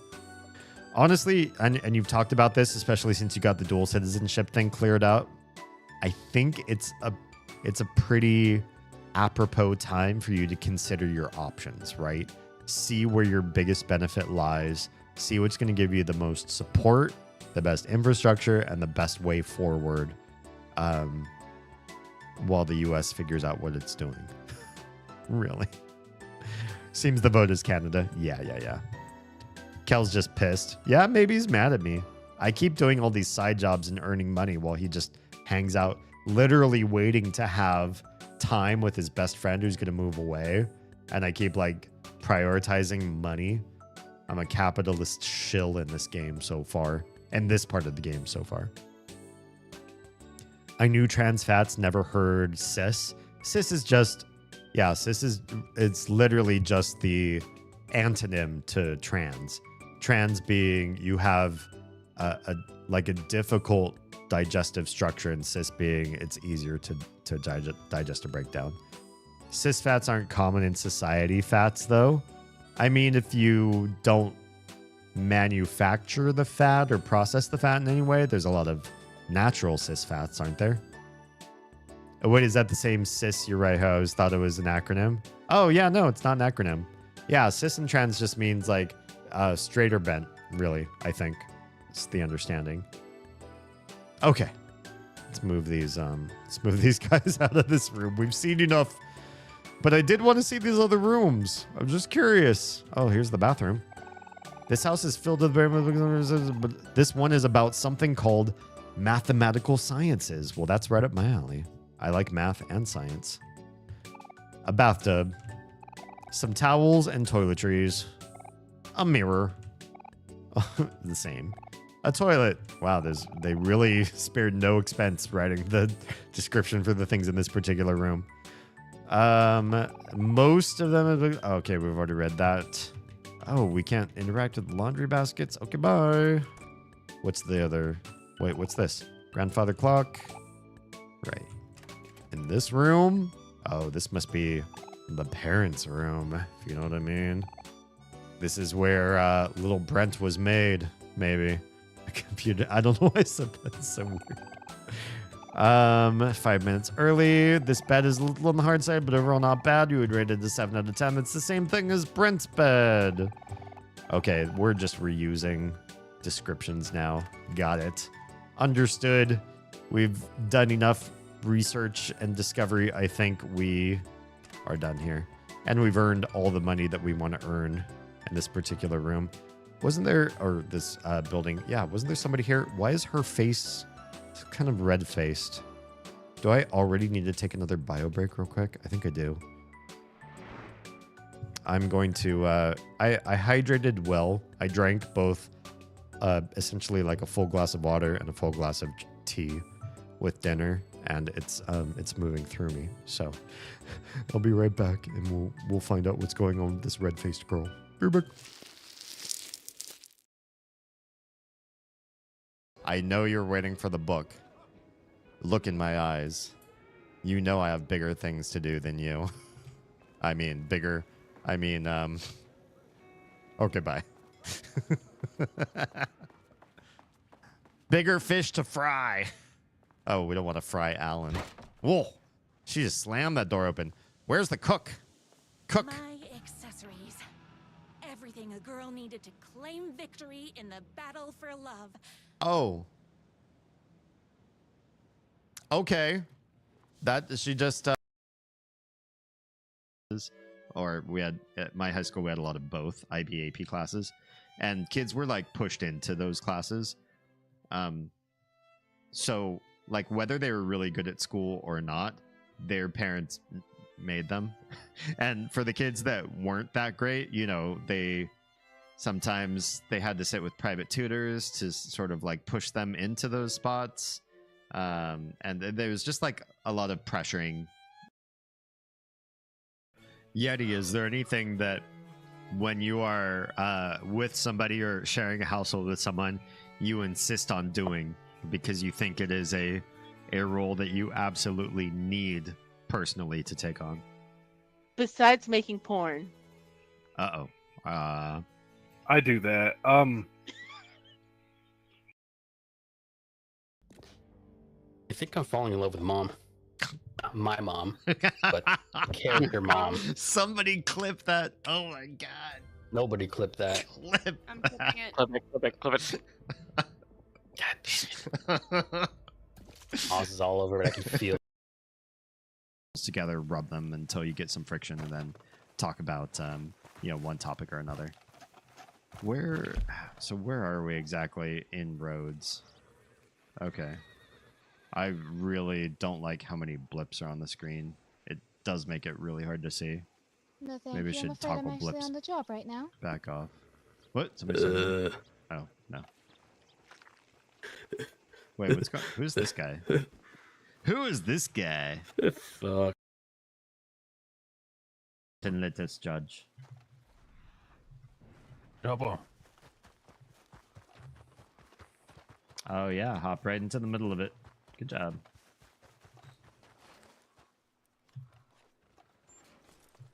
Got a full-blown stagecoach. You need that clip. Honestly, those were some there's actually people in town. pretty good role players there, right? More ooh-woo, you gotta say ooh-woo. All white, I'll say ooh-woo-woo. I feel like it's fractal at this point. Wash is so happy right now. Didn't have to spend $42. Ooh-woo. If anybody wants it, just behind this big tall boy. Ooh-woo. I see no tall boy. Oh, wide boy, ooh-woo. If you see a wide boy at the side of the road.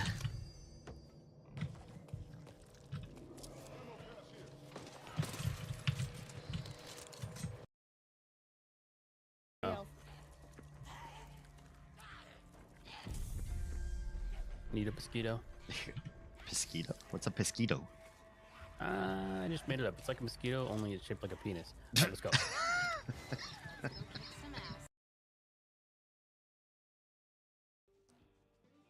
Tell us about Blood Moon Menagerie, in your own words. I make shiny things. If you like shiny things and you have holes in your face, or if you don't have holes in your face, if you have a neck, I also make shinies for that. I also make shiny things if you wear glasses on your face, because especially if like you bend over and they fall off your face, or you sneeze and they come flying off your face, or you can't fucking find the things that belong on your face. I make a chain for that. Yeah, I do all the shiny things, and if you can't find a shiny thing that you normally like as far as shiny things, I make them how you like them, or whatever. Fuck you. Go away. Shiny things. For those of you who don't know, you can also find Oz at the website bloodmoonmenagerie.com, which has lovely earrings and other things for sale. The objects that you find on Oz's website are not necessarily indicative of what's currently in her inventory. She does run a boutique as far as jewelry goes. So if you're interested in something, contact her directly, either through the website or through whatever cyber stalking you want to do, the streamer of Oz, and ask her what is possible, and have a conversation and dialogue about what it is that you want to have happen. And I think you'll be pleasantly surprised with what she's capable of doing, even if it's not a direct thing that you find on her website. Yeah. We loves the odd shiny things. We do. As a couple myself, done by request. Me too. My this thing right here, the katana and cross thing. Yeah. Honestly, amazing, and I love it, and I wear it everywhere, and people comment on it all the time, and I'm like, oh yeah, my wife does jewelry, and here's her information. Like, all the time. I'm a walking billboard for Oz. Anyway, I did a little bit of research while I was peeing, because that's something that I like to do, is research and pee at the same time. And you guys are right. Denaturing, especially of proteins, does benefit the body. It improves digestion. It allows enzymes and other components in your gut to better start to break down and extract the nutrients needed in the body. Here's where my understanding was maybe misinformed, but is on the right path. So give myself a little bit of credit where I was wrong, but important to note where I was thinking and course correct that. And that is that denatured proteins, especially proteins that are denatured previous to entering the body, i.e. through frying, through ground meat that's not ground immediately upon purchase but it's been like sitting in a grocery store refrigerator case or whatever. The way that protein is denatured so that the body can digest it better and extract more nutrients also allows oxidation and airborne bacteria to process that protein faster too, which means it's still beneficial if you can, and you know your local grocer and you're like, hey, I want to buy a pound of ground whatever, to ask for them to grind it right there on the spot so that there's less chance for spoilage, for ruination of the food that you're trying to consume, for less airborne components to start breaking down that protein and use it for their ends, for their interests, because you want it to be for you and your family that you're, or whoever you're cooking for. You want it more for you and less for, you know, airborne and other bugs to sort of do what they do to it as well. But yeah, denaturing is, you're right, a component that helps people consume and extract and absorb nutrients better. There isn't a problem with that. Thank you for giving me the opportunity or helping me find the impetus to do some research there and level up my knowledge. Red glasses lady. Well, does look like she has red glasses. Let me tell you a story. I was walking back from Fix It after making a purchase with my hard-earned money when I looked down, and lo and behold, my brand new garden shears are missing. Yes, it's true. My new garden shears tore a hole open in my plastic bag. Oh, how silly I felt just then. Do you think you could help me find them? They should be somewhere around here. Oh. Yeah, lady. I see them literally right here.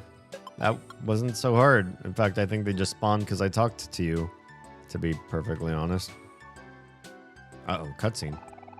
You gave garden shears to red glasses lady. Thank you, boys. I'll be sure to never make such a silly mistake ever again. It's rare to see young boys willing to help a stranger these days. Would you like to come back into my parlor and I'll make you some lemonade? Maybe we can shoot some billiards or romp around in the... sorry, excuse... that was not part of the dialogue of this game. I'm sorry. Please feel free to come to my house anytime. Mm-hmm. You will always be welcome. Mm-hmm. Mm-hmm. Oh, there she goes.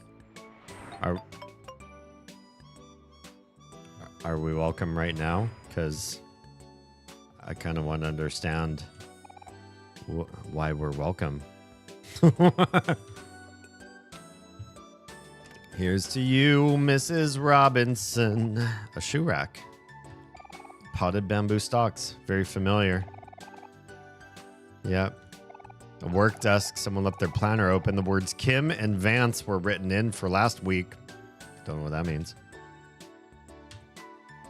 A bunch of books and magazines. Lamp. Turn the TV on for shiggles. Fire. Oh, we didn't mean to go in there. Hang on. There's still more stuff to look around in here. Because why not? Potted plant. I like the glass coffee table there. It's very chic. Lots of bamboo. Nice dining table. An unfinished cup of coffee. Another one. Uh-oh. State-of-the-art slow cooker.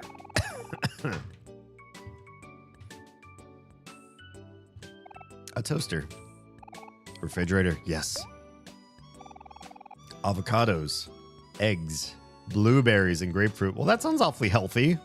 That sounds up my alley. I especially love blueberries. If I could get every nutrient out of a blueberry, if somebody made a super blueberry and said, yo, this blueberry has all your protein, your macros, your micros, your vitamins and minerals. It's the Soylent of blueberries, but it tastes like a blueberry. All you have to do is eat blueberries all day. Would you do it? I would do it in a heartbeat. I really would. Bonsai lady. There's some other people here who have bonsai too. Seems like everyone has those cookers. That too. In-game CRISPR needs to get good.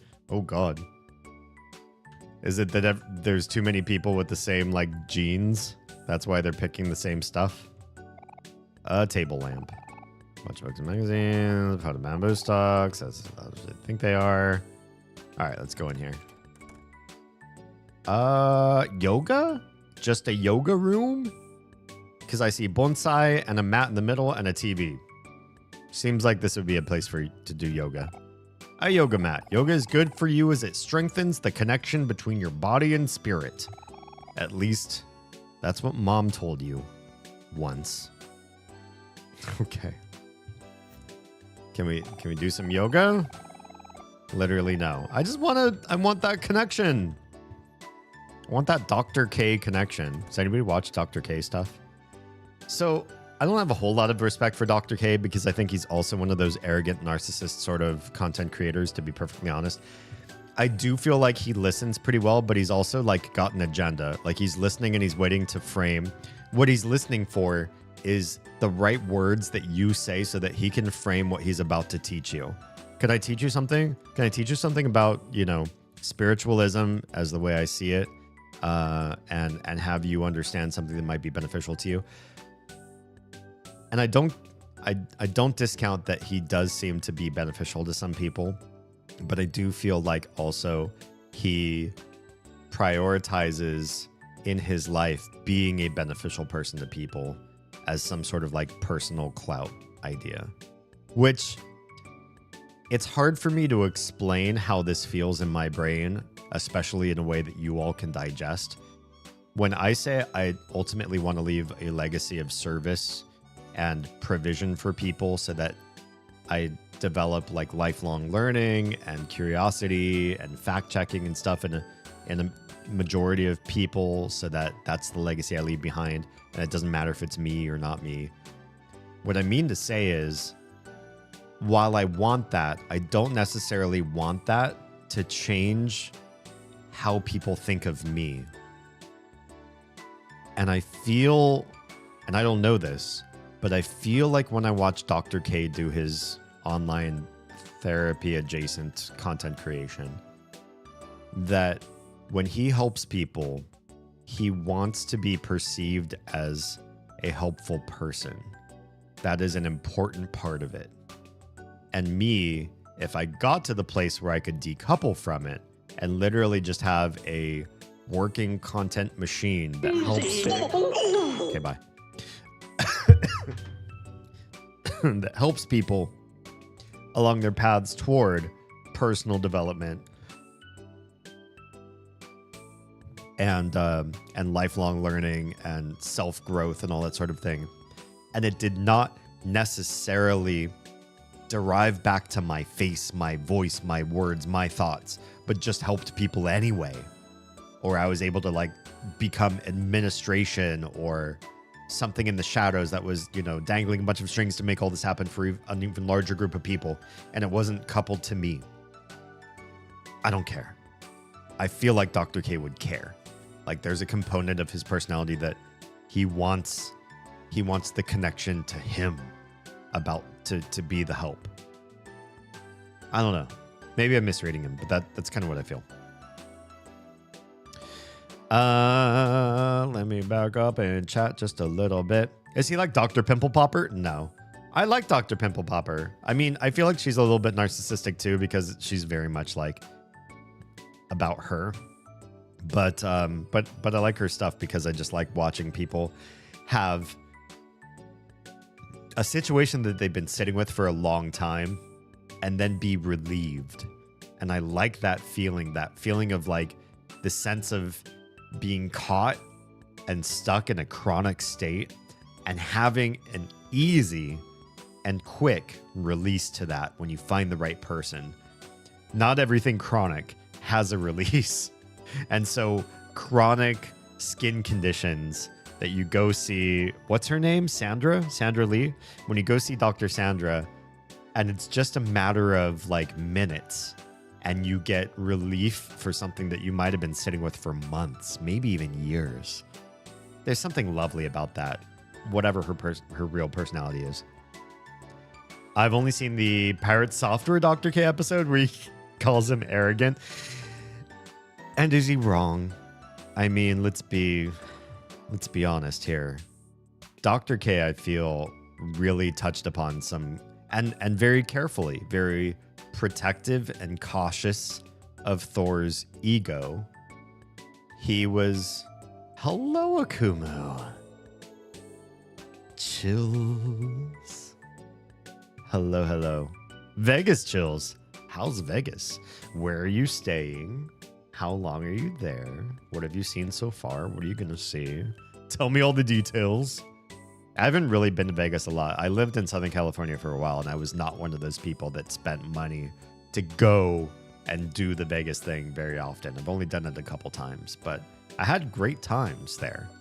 You can have what I would consider like a me sort of good time in Vegas. And I'm not a big gambler, and I'm not a big like go see shows, go eat big food, and go like, but I still had good times. And I think there are different experiences to be had in Vegas that if you think it's really just all gambling and high life, you're probably missing out on some other really cool stuff to do. It's worth seeing at least once in your life, no matter where you live. Yeah. Sorry, let me back up a sec. Yeah, I think Dr. K did the right thing. He was really cautious about calling out Thor's arrogance, but he was right to do so because the world all saw it, and Thor needed to at least hear it, even though he wasn't receptive to it, I don't think. I saw him once. He seems kind of annoying. The thing with Dr. K that I don't like, the reason why I don't like him is his own personal arrogance is really in his spiritual takes and how he wants to just sit and teach you about his spiritual view.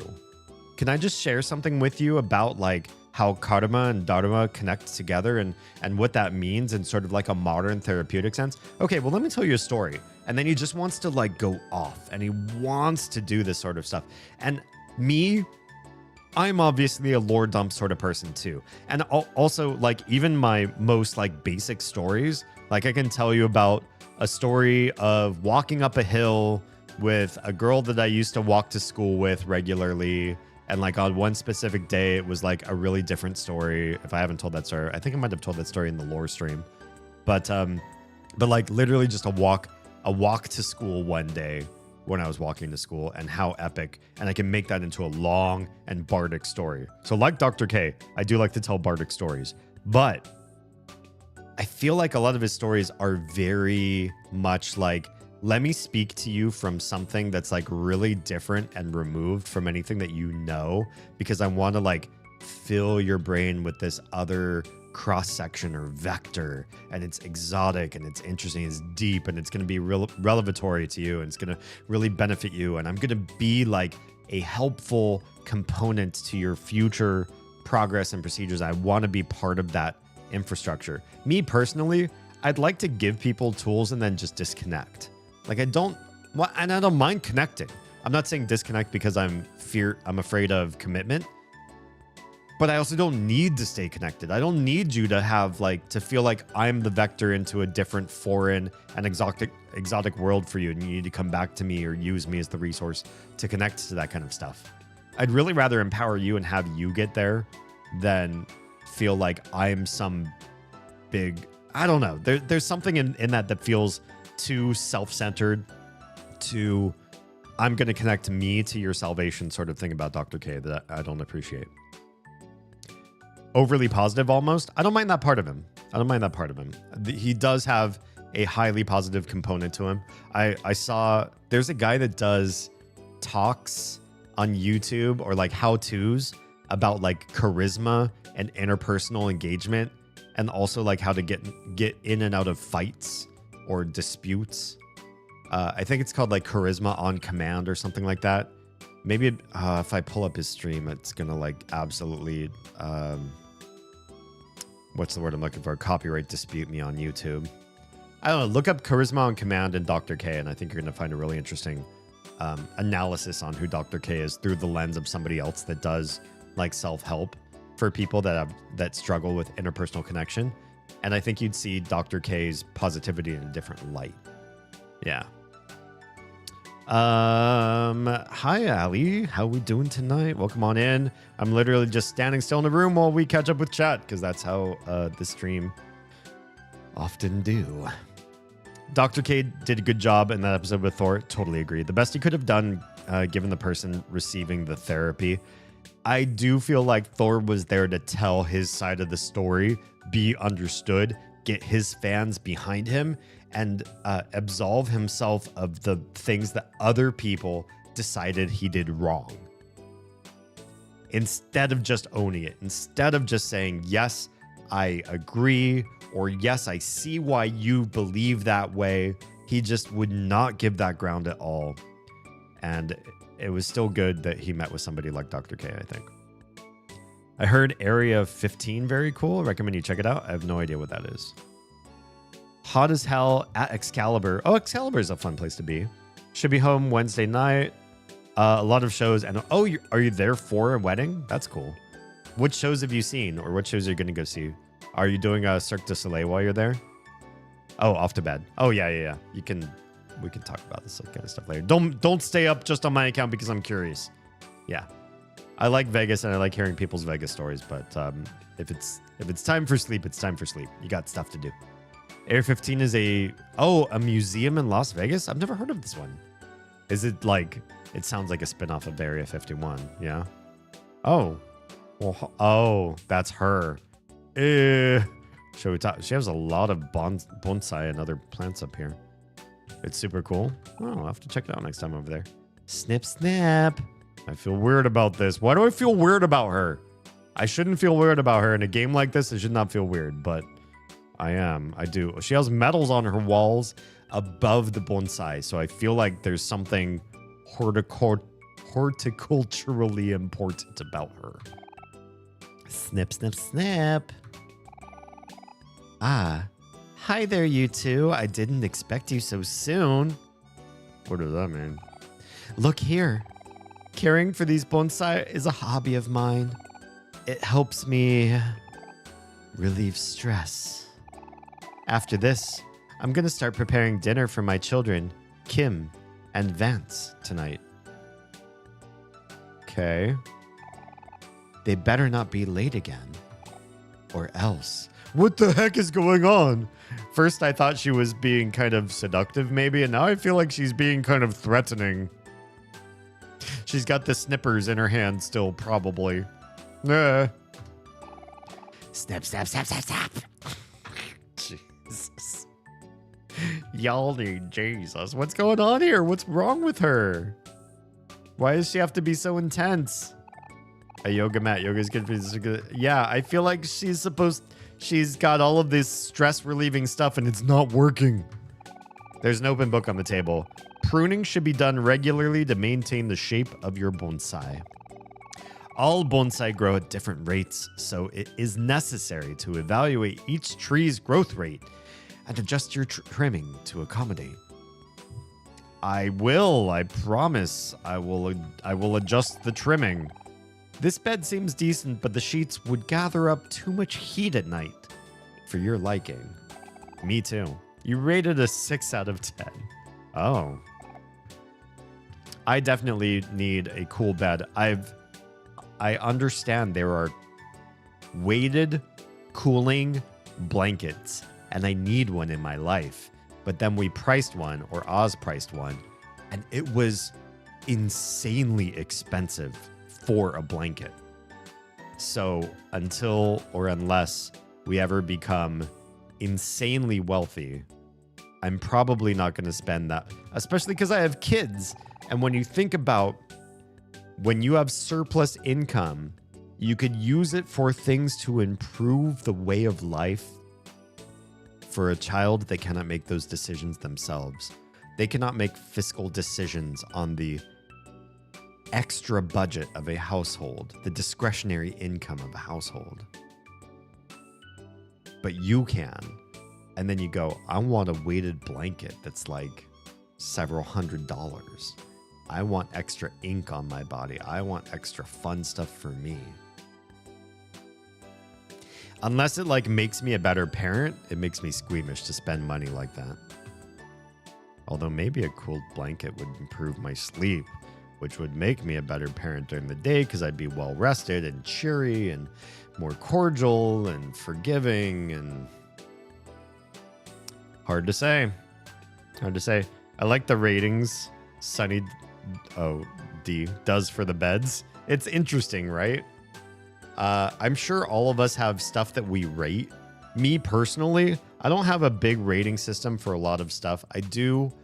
I critique every movie that I watch, even if it's just kind of cheesy or like a popcorn muncher or a summer blockbuster. I still like to give my critique, my honest opinion about what went well, what didn't, and really dive in. It doesn't matter if it wasn't meant to be dove into, I'll still do it. But the one thing that I feel like I have a really strong opinion of is anytime we go to a Mexican restaurant that serves enchiladas, I will order the enchiladas and I will not order anything else my first time there. If they're enchiladas, I will order them and I will assess the quality of the restaurant based on the quality of their enchiladas, which will be the first thing I will ever eat at any given Mexican restaurant. And I feel like that's a really good litmus test. If they get enchiladas right, if they really do them in a very tasty and authentic and fresh and just well cooked and well textured way, and all the proportions are right and the sauce is done really well, then boom, everything about that place is probably good. And if they get it wrong, or it feels like they're taking shortcuts, or it's just lacking, then there's a probably a high chance that everything else that they offer at that restaurant is subpar. That's my theory. I think there are two that get 10s. Ooh, well, I want to meet the people who have 10 beds. I mean, bed rated 10. I was just saying tonight that I really don't like enchiladas. What's your take? What is it about enchiladas that's not, you don't really appreciate? I've heard the same with tamago sushi in Japan. I could see that. Tamago, I mean, it's you have to get the consistency. So it's like a texture thing, especially because you're going to be serving textural eaters, whether you like it or not. Textural eaters will come into a sushi bar and they will have their way or their own mentality about everything that you've made. And some things are very difficult to nail the texture of. I think octopus is one of those, taco in Japanese. And I also think that egg is really hard to nail texturally. But also tamago sushi has a bit of a, there's a flavor component that's not there in Western eggs. I think there's a mild sweetness that I feel is critical to get right. If you get too sweet or no sweet at all, it could be off-putting to me. So I could definitely see that for sure. The corn tortilla in the sauce with the cheese. I don't know. Those things sound great to me. Doesn't do it. Japanese put sugar in their egg. Yeah, I think that's the sweetness component I'm talking about. If it's not a little bit sweet, then there's something wrong. Some towels and toiletries. A mirror, some televisions, bathtub. Wait, what is this? An ornate houseplant. It adds a nice touch of color to the room. Oh, I see. It's like the other ones, but it's in a cabinet, I guess. A toilet. Really not a whole lot of much to say about that one. And then this room. Is this the kids' room? They share a room together? It's fine. Oh, what did I step on? Little squeaky toy there. Okay. And the kids drink coffee, apparently, because I see a coffee cup. Bunch of books, comics, and magazines. This bed is a little on the soft side, but overall, not bad. You would rate it 7 out of 10. How about this one? Same. Let's turn the TV on. Oh, what do we have here? Aww, it's the kiddos. They're such good siblings in this one picture. I think the term is idiyo in Mandarin for frenemy. And our kids are very much frenemies. There are days when they play together and interact together, and they are great. And they are better friends to each other than they are to anybody else, to any stranger that they meet. And then there are other days where they are each other's worst enemy because they know each other's weaknesses. And it is not a good time. They do not interact well. They're very uncharitable toward each other. That's just young kids. Yeah. I'm hoping that if we continue to guide them, and we do remind them pretty regularly, like, hey, you don't know, neither one of them remembers life without the other one. Those memories are just, there's basically only 15 months of the little living as an only child. And then the rest of her memorable life, she had a sibling. So it's like, they've known each other their entire lives, and they probably will. And that will most likely, odds are, be the longest relationship they have of any other human being on the face of this planet. Their parents, me and Oz, we will pass away at some point, and they will continue to live. If all odds and good things happen that way, I much would rather that they survive me versus me survive them. That's probably the longest relation. They'll get into like maybe a romantic relationship, or maybe not. If they do, that romance will not come anytime soon. It's going to come later in life. And that really the longest relationship you probably have, statistically speaking, is with a sibling. And that means something. So you better make it work.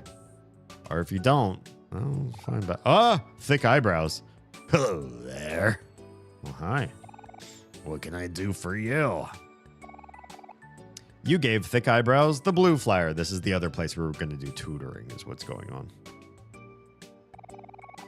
Ah, you must be Joy's new language tutors. Oh, this gave me chills. Language is my strong suit. I probably won't need to use Google Translate or anything for this. But we're going to find out. An interview is too much trouble. You should know second grade language, right? Oh, if it's just like English, like language arts, then hell yeah, I'm on. I'm here for this. You're going to see how strong I was at both math and language playing this game. I also feel like the stuff here is pretty low bar. Like, obviously, we didn't go into calculus with the math kid. We're probably not going to go into anything too collegiate with the language kid. Hurry and come in. My daughter Joy is waiting for you in her room. I.e., you're again introducing two random stranger older boys into your house and then turning away from us to go worship at a shrine while we inspect your house and go visit your daughter's room. Sure. Shoe rack, coat rack, lamp. Bunch of books in a language you can't read. We'll see about that. I mean, maybe Lil D here. So these guys are language nerds. A fireplace. Looks like every now and then. Yep. Ornate houseplant. Adds nice touch to color the room. We'll turn the TV on. A newspaper. To be fair, babysitters are pretty much the same thing. No, because I feel like nobody ever invites a babysitter that they don't know. It's always like a person that you have a connection with, right? It's like that neighborhood kid that you saw grow up and now they're older. Like now they're a 16-year-old, but you knew them when they were on the big wheel and like playing in the yard and the sprinklers.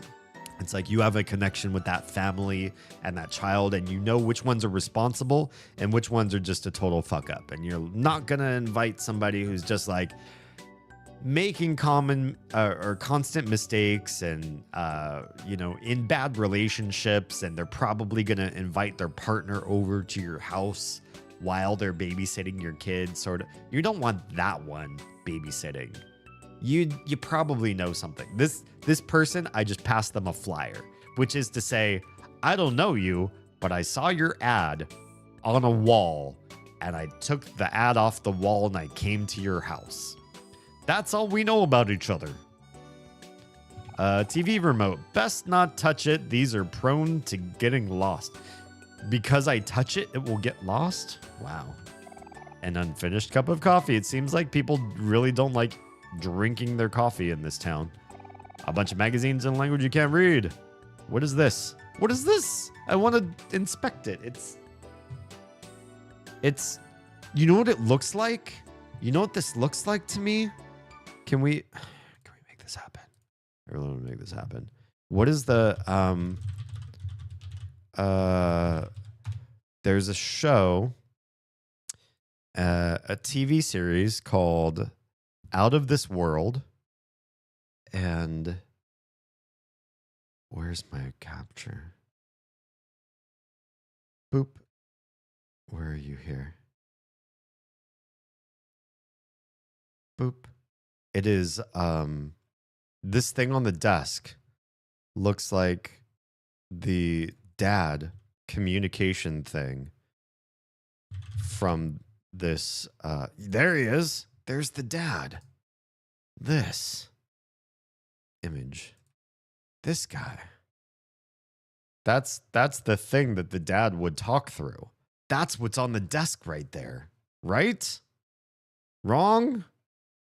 It's a communication device for an alien. The girl in this show had a Earth mom and an alien dad. We didn't know anything about the dad except that through this weird cube thing, he would speak to her, and then she developed powers over the course of her teenage development. Okay, anyway, that was a thing. Incense? Do you think it's incense? Maybe. You remember that show, Jam? All right. It's not just me. All right, what do we have down here? A set of wooden coasters. Oh, not marble like the other house. A big bowl. Bunch of books in language you can't read. Table lamp. House plants. Oh, what's this? What's this over here? Perfectly good fruit. It looks like this is also a shrine because there's candles up above and maybe like a little, either a portrait of somebody or maybe a mirror or something. So they really care about ancestry and devotionals. An empty cup still smells like tea. Don't know what that is. You open the pot. ... Smells like dumplings. Hell yeah. Let's stay here. Let's just hang out with these folks. Some bottles of sauce and vinegar. A rice cooker. These people are cooking good stuff. Salt and pepper shakers. What's in the fridge? Rice, string beans, and lots of dumplings. Hell yeah. We're not leaving. Kel, this is where we're hanging out for the rest of the day. I hope that's fine by you. A bunch of books in language you can't read. All right, let's talk to the dad. Joy should be in her room right now. Thanks for your help. Sure. Let's come on over here. Did you want to write something on Tiny's card? Yes. Can you leave it? Oh, thank you, Oz. I'm right as the mail. Can you leave it? I'll do it after the stream. Can you do it? Can you leave it on your desk so it's in a place where I have a flat surface to do the thing? Draw a picture of Big Chungus. What I'll probably do is draw big penis like I did in Mist 5 because yeah, that's fun to draw. I'm just kidding. It's for my daughter's birthday. Books in language you can't read. Magazines in language you can't read. Bonsai. Vase. There's a lot of dust in it. I wouldn't say that's dust. Probably don't play with the dust in that vase. Little dude. Oh, what's this? Photo of a stranger. Another shrine. Looks like there's 3 shrines here. Okay. Grandfather clock. What room do you think she's in? Let's go left to right. This is not her room. Okay. Wait, whose room is this then? This room shared by 2 people. Work desk. This bed's the perfect balance of firm and soft, but the sheets seem to be a little lacking in comfort. I'm going to guess he's going to give it a 9 out of 10. You rated the 6 out of 10 just for the sheets being a little lacking? Wow, he's a harsh master. An empty cup still smells like tea. A house phone. TV, wardrobe. Quite large, and the sheets feel adequate, but it all smells a little musty. You rated a 5 out of 10. I don't blame you for that. If a bed smells weird to me, I have trouble sleeping. I really do. Leave it on the desk? Yes, please. And then I'll sign it and I will hide it somewhere, I think. Would she be... This feels like a bathroom. Yeah. Bunch of magazines in language you can't read. Probably polyester sheets too. They trap odor. Why would anybody use that then? I feel like there's some things that like literally if you know what they do, there's no amount of like monetary savings to make up for bad design. If you know for a fact that a sheet would trap odor and bodies have odor and you're going to implant your odor on a sheet and then your sheet's going to smell bad quickly. Doesn't matter how cheap polyester is where you live, you'd do something else. You'd have some other material because that's just gross. Nobody would want that as far as I would imagine. Nobody would want that. There's certain things that I feel like we're just well beyond and we shouldn't be doing anymore. Mirror, bathtub, a toilet. Yeah, it's all the same sort of thing. Book in language you cannot read? Nothing else. Okay. Well, great. All right. I think Joy is in this room. Hello, Joy. Used to have poly sheets, sweat like hell, smelled like sweat and must. Finally got some linen. Yeah, it just seems like that's something that just shouldn't happen. When we've, especially like in the internet age of communication that we live in now, why would we not navigate the world's cultures, look at what everybody is doing, decide on the best option among all of them and say, you know what, regardless of where you live, what's prevalent, what's cheap, or what your ancestors have done for 1,000 years, just look at what these guys are doing. Isn't that cool? Isn't that better? Wouldn't you want that? Maybe some things are more of a premium cost. So like the Egyptian high thread count sheet sort of things, like could you afford that? Maybe not everybody, so that's not for everyone. But as far as like low cost alternate options, shouldn't we search the world's different solutions for something and compare them all and see what really happens to be the best? And maybe the best isn't necessarily a one size fits all, but it might be the best for the cultures in this region or cultures with this background. And then other places, you can't adopt that because they're going to be antagonistic to it, or it doesn't suit their environment, or it doesn't suit their personal body odor for something like a bed sheet or whatever. And so you do something different for them. But like, while there isn't an optimal solution for the entire globe, there are better options if you searched the world's cultures on something. Bed sheet making is an example. And then find what works best for each area of the world, which countries, which biospheres or environments or ecosystems, and like go with that where cost is not punitive. Yeah, at least pre-kale cotton. I don't know that term. Cheap and nice. I think futons are great, especially for small places.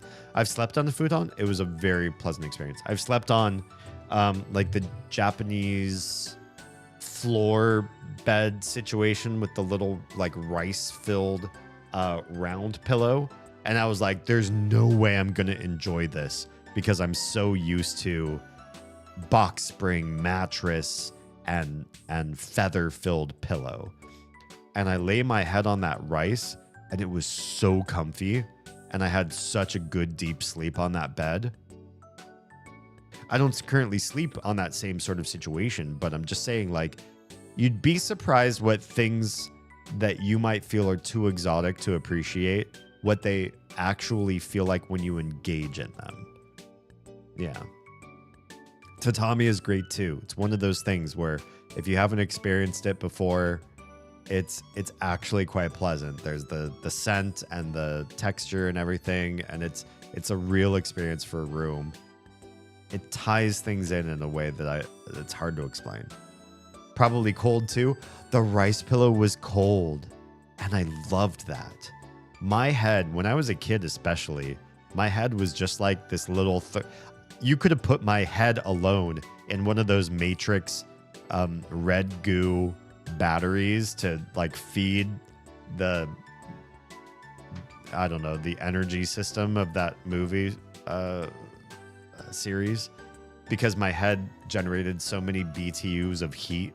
What I used to do with my pillow when I was little is I would put my head on 1/6 of the pillow, like the bottom left corner or whatever, or on your screen, bottom right corner.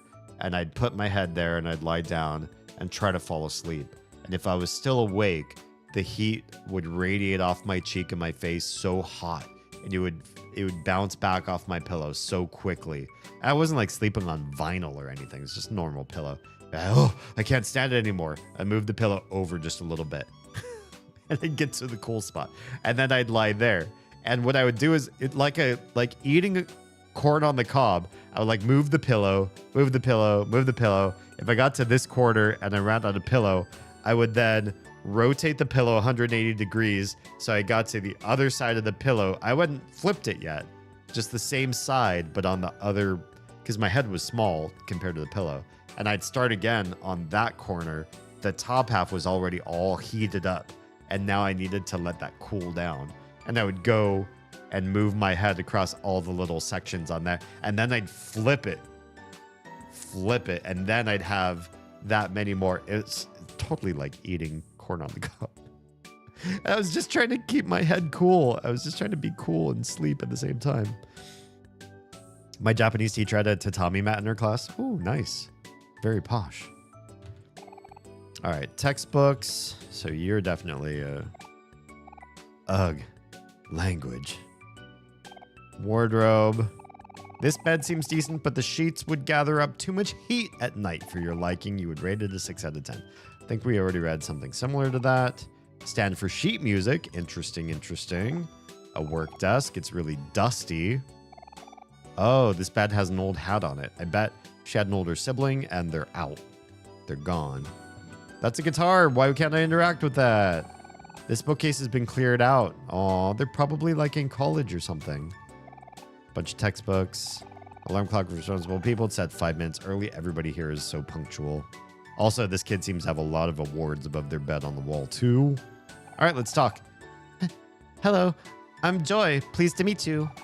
You must be my new tutors. Well, one of us is. Should we start now? Let's go. Language arts. Oh, Kel's going to play guitar while we do this. Do we get to hear guitar music? He's just staring at it. Come on, Kel. Serenade us. Here we are now. Entertain us. This is the worksheet that I'm stuck on. God, this really takes me back. This really reminds me of when I was doing tutoring. Because I was like the skeleton key tutor too. And it was all a referral only business. And man, I got some really good income, some side income, you know, but really good income just doing tutoring, because there are 3 types of people in this world. There are people that learn quick, know the stuff, and they cannot translate that information out of their own brain. And then there's the people that cannot learn things. They're being taught by teachers that don't know how to teach, and listening to classmates and TAs and other people that also aren't unlocking that person. And so they get stuck and they feel like they're stupid and they can't learn anything new. And then there's the people that can take the knowledge, can learn new things, and then bring that over into the minds of those that got stuck and talk with them about, well, what is it that your teacher tried? What is it that the TA was doing? What don't you get? How are they addressing the problem? And then you work with them and you learn about them. You use empathy and you connect with the tutor, with the pupil, so that you can find a way, find the methodology that works for their mind. It's one of my favorite things to do. Okay, let's try it with this girl. I haven't done that in a long time. I mean, that's not entirely true. I'm teaching my kids, so there's some tutelage happening. My pencil is blank the table. So you could say in, but that would imply that the table has some sort of internal storage. You'd need to know something about the table that made it unique. At the table is just wrong English, period. So on is probably the most correct of these, and I feel like we're really just studying very basic English here, which is fine. It's fine. It's fine. I thought this could be a little more interesting, especially since all the books in this room were of a different language. But maybe what we're implying here is that this family is English as a second language family, and we're helping this girl learn English so that she can catch up with her schoolwork, sort of thing. I don't usually have a problem learning, but it does depend on the instructor. Yeah. Wait, what's D under mean? Oh, under the table? I mean, that would work. That would work. They probably can't add that because, unfortunately, that would be also a valid answer. Yeah, and I agree, too. I've had classes where I've struggled to learn, or I had to take matters into my own hands and learn through novel methods. And I've shared this on stream before, but I had a math class at university. It was discrete mathematics, and the professor, I'm 95% sure, did not know what he was teaching. How he got that gig, how he was still in that class. He honestly could have been a janitor that just picked up the books and came into the class and tried to like fake that he was a teacher, for all I know. He was like that pathetic. And we ended up doing a lot of like self-study and a lot of work with the TA. And all of us were really frank with the TA. We were straight up and said like, yo, you know what you're telling us really well, and you've helped us every time we've gotten stuck. And the teacher, the professor, seemed like he doesn't know anything. So, can we tell the dean about you and how good you are and how you need to maybe replace this professor sooner than later if you want to be a professor? It's just that he was so bad. And we stopped going to his class. We went to the TA's, what do you call it? The not study hall. What's when a TA teaches a class? It's not the same thing as the lecture hall. The lecture hall and then the whatever the hell the TA does.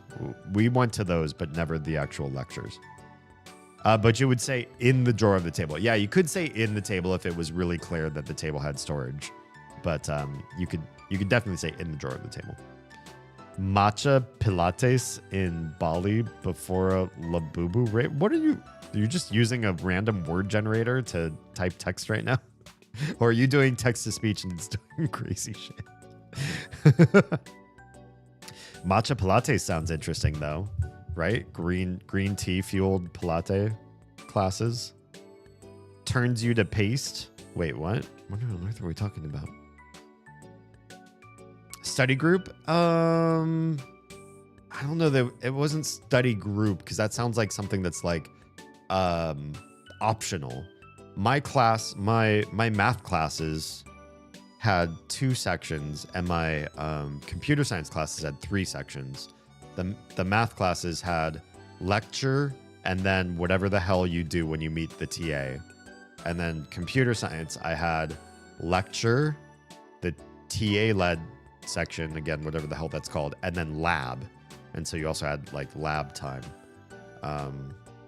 So like a class could meet 4 times a week, and 2 of them would be lectures, 2 of them would be lectures, but with a TA. It's not lecture, it's like a discourse of sorts, because you can talk back and forth and ask a lot of questions. Whereas a lecture, you don't really, the students are doing a lot of talking. And some of the computer science classes I took, it was like you'd meet like 6 times a week, but they're not all in the lecture halls. Like 2 lectures, two TA meetings, and 2 lab. It's a lot. It's a lot. You're on campus a lot. Section Labubu Nation. What are you guys saying? It's called section? I don't think what I went to was called section. I don't know what it was. Oh, it's a meme? Gotcha. Aren't Labubus those things that people like dissect on short videos and like do cruel things to? Make them like melt and do creepy things? Yeah, those toys. The toys that they like fuck with. I've seen some of the stuff where people just like it's kind of, didn't they used to do that with Furbies? First people would like abuse and do awful like torture porn to Furbies, and then now they're doing it to Labubus. What a TA teaches a regular schedule. It wasn't called section at my university, but gotcha. Might have been called that at yours. Okay, my pencil is on the table. Boop. Oh, okay. I see now. She doesn't sing like the other kid did. It was section at yours? Gotcha. Yeah, I honestly can't remember what ours was called. It wasn't lab. Study. It feels like it should have the word study in it. Study. But it wasn't like study hall. That sounds like a punishment. I forget what it's called. It's an absurd sentence a girl posted on Twitter that became a meme because it sounds like something Jabba the Hutt might say. Yeah, definitely. 100%. It just sounds like word salad. Like that, have you ever been so far as to not, whatever that whole like 4chan shit is. Stuart knows the whole thing by memory. He's able to like spit all those words out in one like big section. You know, the old 4chan meme. Seems like that. Just another one of those. Okay. How about this one?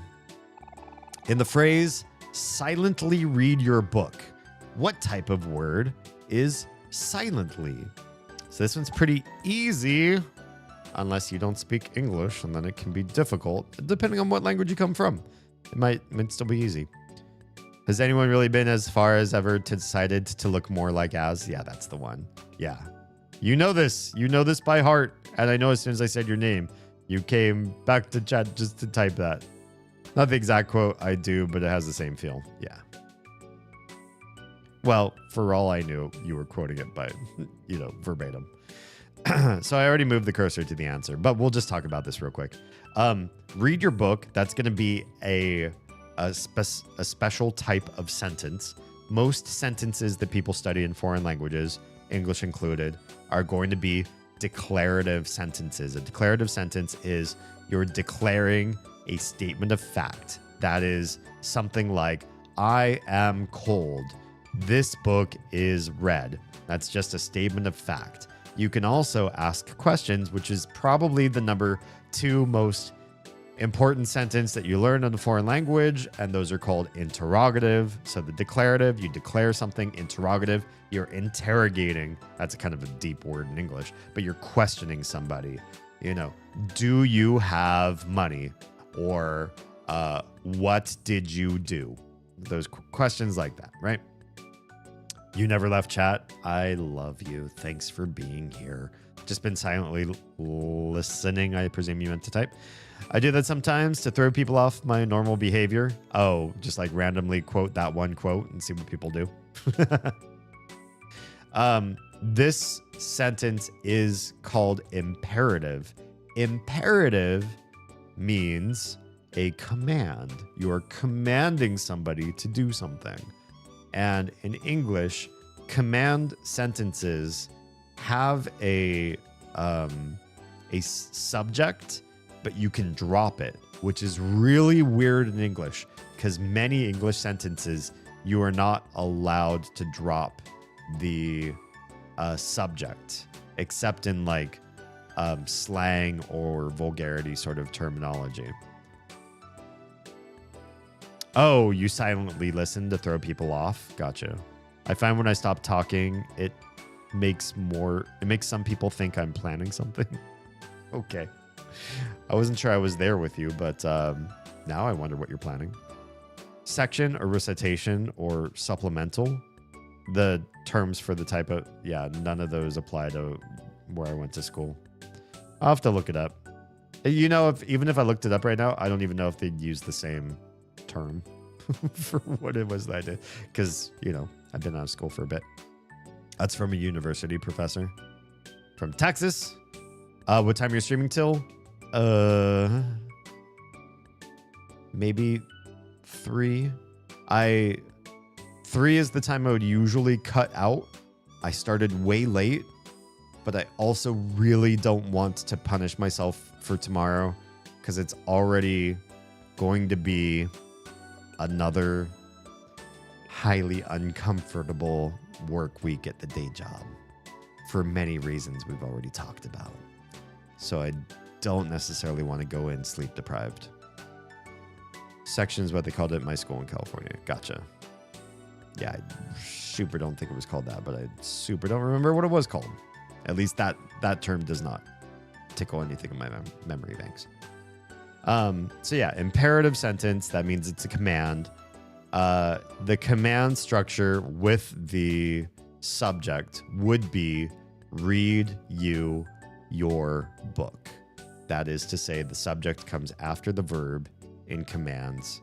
It would be read you your book. You could also say you read your book, but then it becomes an ambiguous structure at that point because it could also be a declarative sentence telling somebody what you know that they're doing. You read your book.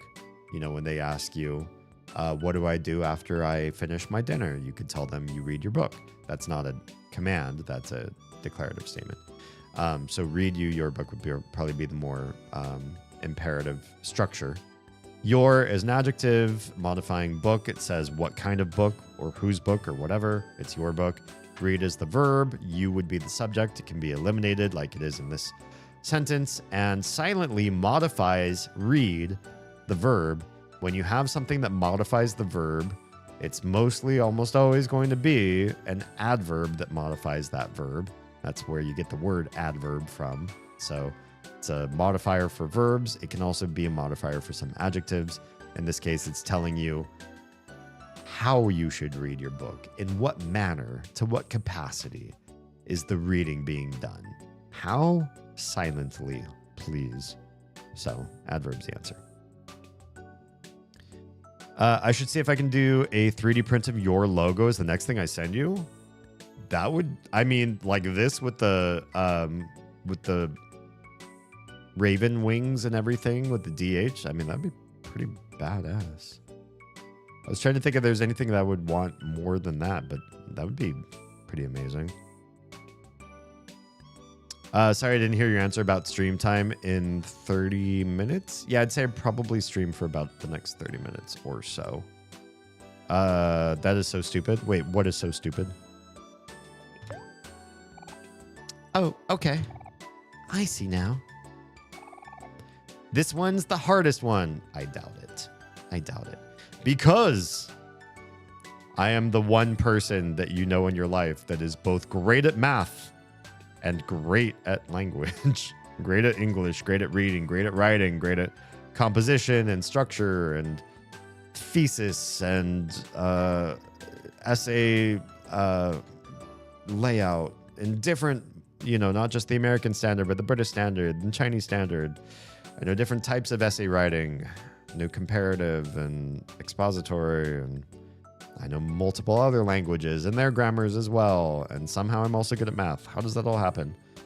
So is the adverb, or wait, stupid is an adjective?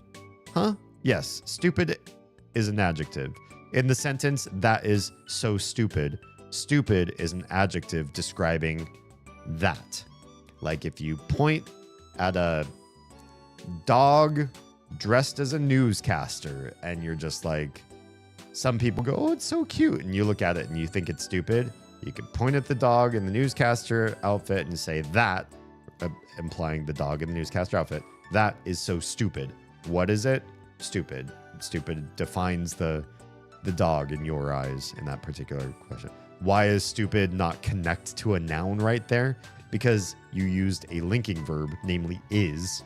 Although is does a lot of heavy lifting. Is can be many different verbs, not just a linking verb that links description or adjectives to a noun, but it can also link. So in that case, stupid would be an adjective. Yeah, in that case, is the verb, but it's not an action word, right? Many people learn verbs are actions. In the case of read your book, or I am reading a book. Reading is a real action. Your eyes are scanning a page and you're soaking in words and you're learning a story. That is an action. But to say the book is yellow, the book's not acting. It just has a quality. In that case, is considered a linking verb. So no, verbs are not always action words. In that case, the verb connects an adjective to the noun that modifies it. I was great at English and math, bad at social studies and science. Oh, interesting. I was really good at science. I was in honors chemistry, 0 period and everything too, and like really advanced on the science side of things. And then I pulled back a little bit. In late high school, I got lazy and lax and wasn't as much interested in pursuing science. But then again, in college, I got more interested again, and I took calculus-based physics. And that's where you start to learn like all of the formulae you have to memorize in like high school sciences. And you're like, well, this is the formula for rotational torque. Okay. And then they give that to you on in like a high school level. They would just give you the formula, or you'd have to memorize it or whatever. And then they give you numbers and you plug in the numbers and you solve for the unknown. It's pretty boring stuff, to be honest. If you have 4 unknowns, they give you 3, you solve for the 4th. That's really just like a minor logic puzzle, not really like science. In calculus-based physics at college level, you derive those formulae. You don't start by memorizing the formula. You learn how they were made, which is pretty badass. You learn how calculus is used to create the formulae that we use to explain natural rotational and movement and force and physics phenomena, which I think was really cool to learn. But social science or social studies, I agree with you. I was really bad at, because just memorizing raw facts and spitting them back out in some sort of meaningful way, or trying to like come to a conclusion that would turn into like a research paper or whatever. God, it was so dry and boring, and I couldn't figure out the reason why I should care. Not when I was young, and not when I was in university. I never found a good reason to care for history. Now I care about history more, but it also doesn't matter. Like, to me right now, if I learn anything historical, it's just a fetish. I will never use it for anything, and I don't understand why people learn it. And Lady Nico came in here on one stream and tried to explain it to me, and I was like, I still don't get it. Because what she was trying to explain is sort of like a civil responsibility sort of thing, a civil duties, right to, like, you should know certain parts of government and history and background so that you can vote and participate in civil systems in a meaningfully informed way, so that you're making proper choices for the future of policy in your municipality. And that I agree with, but I don't think the classes I took focused on empowering me in that way. I learned like bullshit like the Magna Carta that don't really apply now, or just the Mongol invasion of Asia, Eurasia. It's just those things should have been taught to people that were going into history or archaeology or something in the vein of, you're in college, you're now picking like what you want to focus your career on, and now they should feed you all that stuff because it's relevant to you making money. Whereas most people get pumped full of knowledge of a whole bunch of shit that there's no relevance. There's no relevance at all in modern society for you learning that stuff, unless you want to just be good at bar trivia. It doesn't serve. It doesn't make you better voting or being better at policy, not the stuff that they teach you. So I agree with Lady Nika. We should learn stuff that makes us better informed citizens, especially in the case of voting. But then social science needs to change because it doesn't do that. Yeah. You're also great at explaining them to people. Explaining what to people? I think we're going into an ad break here in just a second. See you if you're leaving right now to go behind the ad wall. I feel like Teresa is missing out in this since she's sleeping. Oh, bummer. Poor Kel's going to have to wait until next week for the hangout. Yeah, look at him. He's just staring at the guitar. This poor, sad guy. All he wanted to do is hang out with his friend who is like leaving town in a few days. And instead, he's in a random stranger young girl's room that he doesn't even know, staring at the guitar of her like departed sibling, who's probably off in college or whatever, while I make money on the side instead of paying attention to being with my friend. How autistic is that? Oh, sorry, that's rude. Just like, how pathetic is that? I'm comfortable in my knowledge of most things, but one thing I would love to be able to memorize better is chemistry, because there's some crazy shit you can do with the right knowledge. Maybe. I don't know that it's something you would ever need to memorize, right? Like, even a chemist in modern times isn't memorizing things so much as like following policies, procedures, documentation, making sure that everything that was tried or the metrics of something were properly documented. And so if future adjustments or alterations need to be made on a formula or the reporting structure or something, like you've got paper trailed an audit and you can make small changes or whatever. You're able to report your findings in meaningful ways that can be used or passed to other people or used interdepartmentally. And you also might need to, unfortunately, as a scientist, learn how to do things like request grants and do like the funding and political side of things as well. Participate in work that would actually garner notice and publication history so that you have more clout. But it's very little about like memorizing stuff so you can do cool things with random chemicals. That's not a chemist. That's just like I mean, if you just want to be a goblin, you could just be a goblin. You're great at explaining math and language to people. Well, thank you. I'll take that as a big compliment. It's something that I really strive toward being good. Oh, you snoozed my ad. Thank you.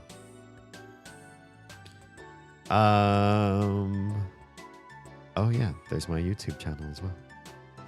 Okay, this one's the hardest one. What's the girl gonna say? Which one of these sentences is written correctly? This one's gonna be pretty easy just because we're English speakers here for the most part, right? Okay. Eggplants taste better when it is cooked.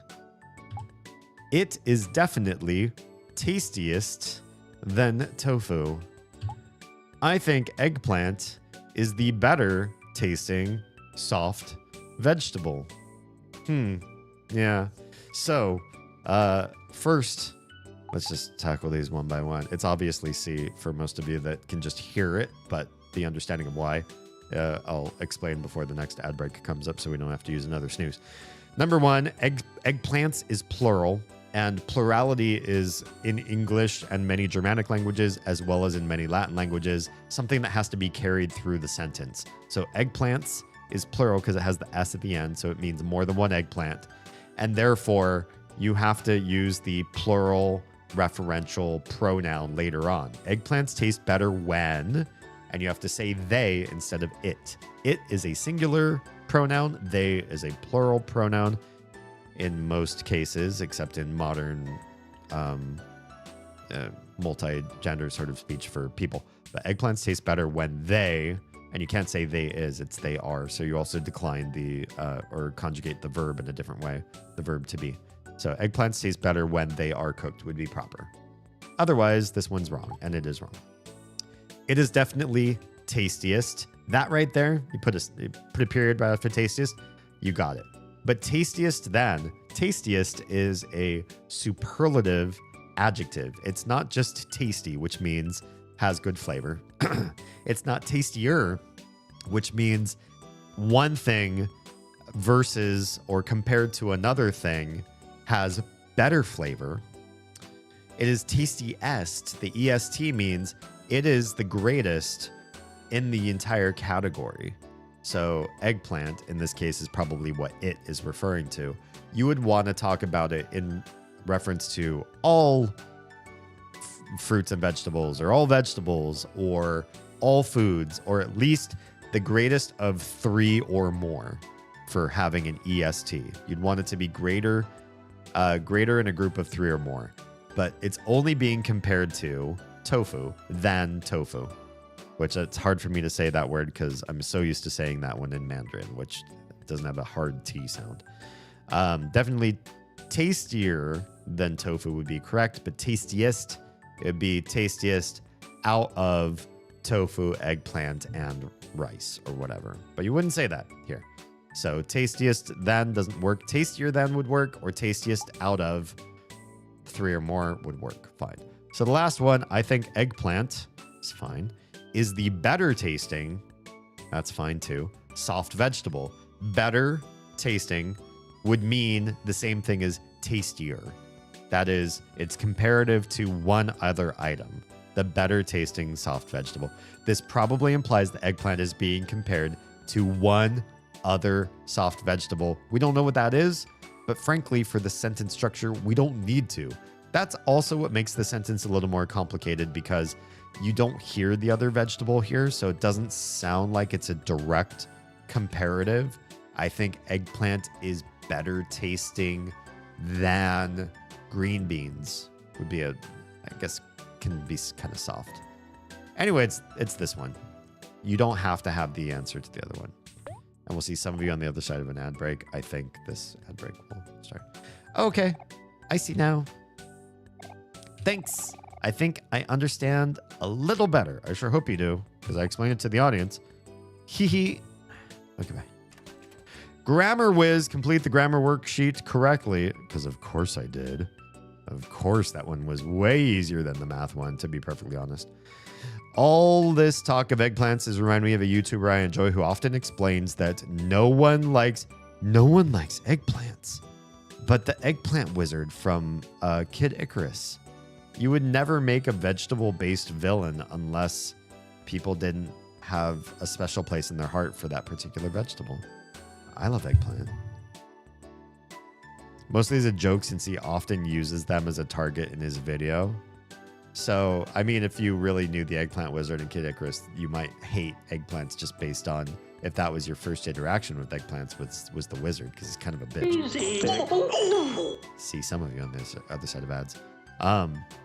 What I want to figure out, and I fear that I might have to wait until the girls start school. That's not terribly far away. It's less than a month away.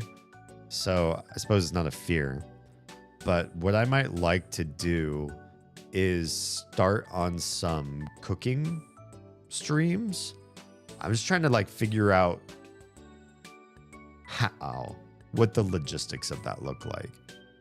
But if we get cooking streams started and working out the right way, then one of the foods I want to perfect, and this is one of my goals, I've already explained this on stream a few times before, the idea of making a personal home cookbook of my specialties, Dee's famous fill in the blank, that the girls will grow up and talk to each other about, I just want to go back home and visit mom and dad and have this one soul food, home food sort of thing that was made so well, and I miss it, and it reminds me of home. And one of those things for me is an eggplant stew. It's a Persian eggplant stew called khoresh de badamjan, and I really want to nail that recipe. Not just for me, because I like eggplant and I think it's a good soup, but I think it's objectively just a really great meal. And I would love to make it to the specifications and the tastes of the people in my household so that they all love it. So does that mean it's going to be authentically Persian? Maybe. Maybe it's authentic. Maybe I make some changes, some dramatic changes, and make it really my own. But the thing is, If I made an authentically Persian khoresh, then nobody in my household liked it, not even me. Who cares? Who cares if I can make it authentic if nobody wants to eat it? What I want to do is tweak the recipe, go over versions of the recipe where I make different subtle changes here and there, like, oh, this one came out too wet, or this one is too salty, or this one is kind of oily. And so make changes to the ratios and spices and everything until it gets the seal of approval of my family, and they try it and they're like, oh man, this is amazing, and I want this again and again. But all right, I saved that version of the recipe and we use that one going forward, and that's D's famous khoresh de badamjan. That would be what I want to do. He's one of the bigger gun-centric YouTubers left on the platform. What does that mean? Just like he's like gun positive? I'm glad I have a dish I can cook for you, stuffed mushrooms, if you ever come to visit. Sounds good. What did you stuff them with? I don't think I remember hearing anything about like what you did, except that you made them and that they were good. I'm curious what you actually did with them. Hello, Joy. How are you doing? Are these tutors of any help to you at all? I hope so. Ah, I see you have already completed your worksheet. Amazing work. You should consider tutoring full-time. Am I tutoring in this game, or am I actually playing a game where I get to play as OMORI and run around in dream worlds and fight monsters and have emotions and stuff? What's going on? What am I doing in this game? Here's your payment. Guess what? It's $20. You got $20 for your hard work. Please come back tomorrow. I don't know about that, dude. I know you've offered. You and the other person, you both want to keep giving me more work to do, but at this point, I'm feeling really sad for Kel, who's just asked to hang out with his old childhood friend, and all I want to do is earn money instead of talk and hang out with you. Wait, who's this old lady? Can we talk to her? This is the end of the street. Just kind of curious what's going on over here. Yellow bun granny. Excuse me.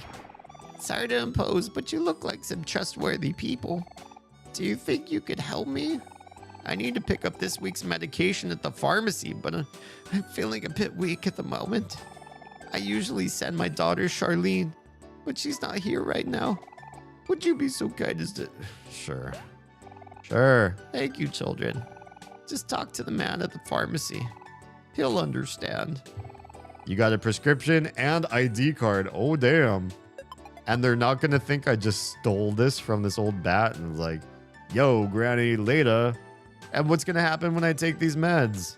What's the pharmacist going to think? He's going to think these two boys, they roughed up some grandma in an alley, took her stuff, and now they're going to try to like get a prescription filled so that they can go have the high life and, you know, get loopy on whatever the hell where drugs we're gonna take from her thing. I guess it depends on what the prescription's for. Maybe it's just for like, I don't know, like a back cream or something. But if it was for, you know, something kind of more strong, maybe these two boys go in the back and start popping some pills and shit. Anyway. Hello. How can I help you? You gave the prescription card, prescription and ID card to the pharmacist. Ah, you're here to pick up some medication. Oh, I know who this is for. I'll bring it right out. Okay, thank you, dude. Why not give it to me at the other counter? This isn't the counter we're supposed to take the stuff from. You got Granny's medicine. You're picking up her medicine in place of her daughter today? I'm not actually supposed to give her medication. This is what I'm saying. We could just go pop these pills. We could just go do something really wrong with this because we're not even related to her and there's no indication that we know her. But I usually make an exception for her since she doesn't have a way to come here herself. Thanks for helping her out. You kids have a nice day. If you ever need bandages or first aid kits, I got you covered here. Okay, bye. Oz has called me a negative Nancy because I always find the exploitation or a way to like break a system. If there's going to be like a way that somebody steps in and does the wrong thing, steals, exploits or harms other people, or somehow uses a system to their own gain, I'm always like first to mention that part and not the system's benefits. I was like, oh no, I can see how that's going to be broken. Oh, I see how the bad actor is going to come here and like completely fuck this one over. His channel's focused around shooting large guns with comedy mixed in. I've seen somebody like that, I think, back in the day. The mushrooms were stuffed with mushroom stems, a bulb and a half of garlic, nice. Third of an onion, nice. 3 stalks of green onion, oh wow, very oniony. And cheese, provolone and mozzarella, all sauteed in butter before baking them with a little more cheese on top. That sounds really delicious. Oh, you came back. Yeah, because you just were thinking right now, these 2 boys are going to go in the back alley and pop your pills. And I was tempted, but I didn't do it. You gave Granny's medicine and ID card to Yellow Bun Granny. Excuse me. Thank you so much. You've been a big help. It's nice to see the youth helping us old folks. You are all welcome to my home anytime. Oh, yeah. Let's get in Granny's house, if you know what I mean. And we're going to go invade. Look at it. There's shoe racks, and she's watching a TV that's turned off right now. She's just sitting and watching a blank TV. Oh, I should make fun of the elderly in video games. Here, why don't I turn this on for you? Now you can watch static, because that's apparently happening. TV remote is the prone to getting lost. There's his newspaper, which she's also not reading. And she's got a wheelchair. Oh, can we talk to her from across the table, maybe? My youngest daughter is usually so attentive of me. Wonder where she is. She's always been pretty quiet, but she's made a lot of new friends recently. I hope she doesn't forget about me. Aww. That's very self-centered. Oh, this one looks like it's used pretty often.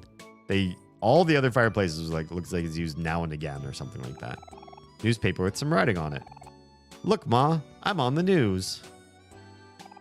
A bunch of mail addressed to Ma. The return addresses are from all over the country. Oh, neat. There's also a doily on her table, or a spiderweb, if you want to call it that. Ooh, big dining table. Newspaper and magazines. They seem to have accumulated over a long period of time.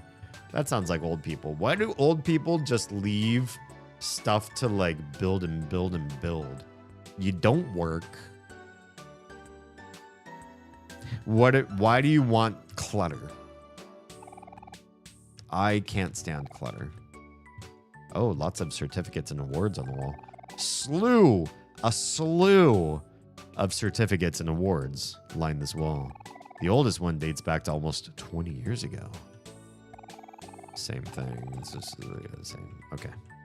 Kitchen. Some soda cans. Let's check out the fridge. Yeah, open it. It's going to be old people food. Yogurt, asparagus, and some type of medication. Yep. So she already had meds. And she's asking me to pick up more. Maybe she forgot because she's seen a... Sorry, that's rude. Stayed there. Slow cooker, perfect. Busy or lazy moms. At least that's what you heard on commercial once. Microwave. Just like my house where I had the weird issue with the steak that one time. We're going to go up into the rest of your house. I hope that's fine, lady. Grandfather clock. Oh, no. There's somebody living here and they're shut in and they're like in the back room on the bottom floor.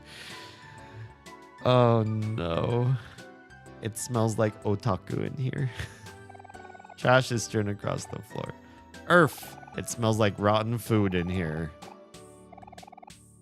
XQC, is that you? Sorry, that's so rude. I don't know why I'm so rude tonight. I'm incorrigible. Some soda cans. Creepy guy. If you're bolstering why I'm so much more pandemic than you are, it's solely due to my philosophy major.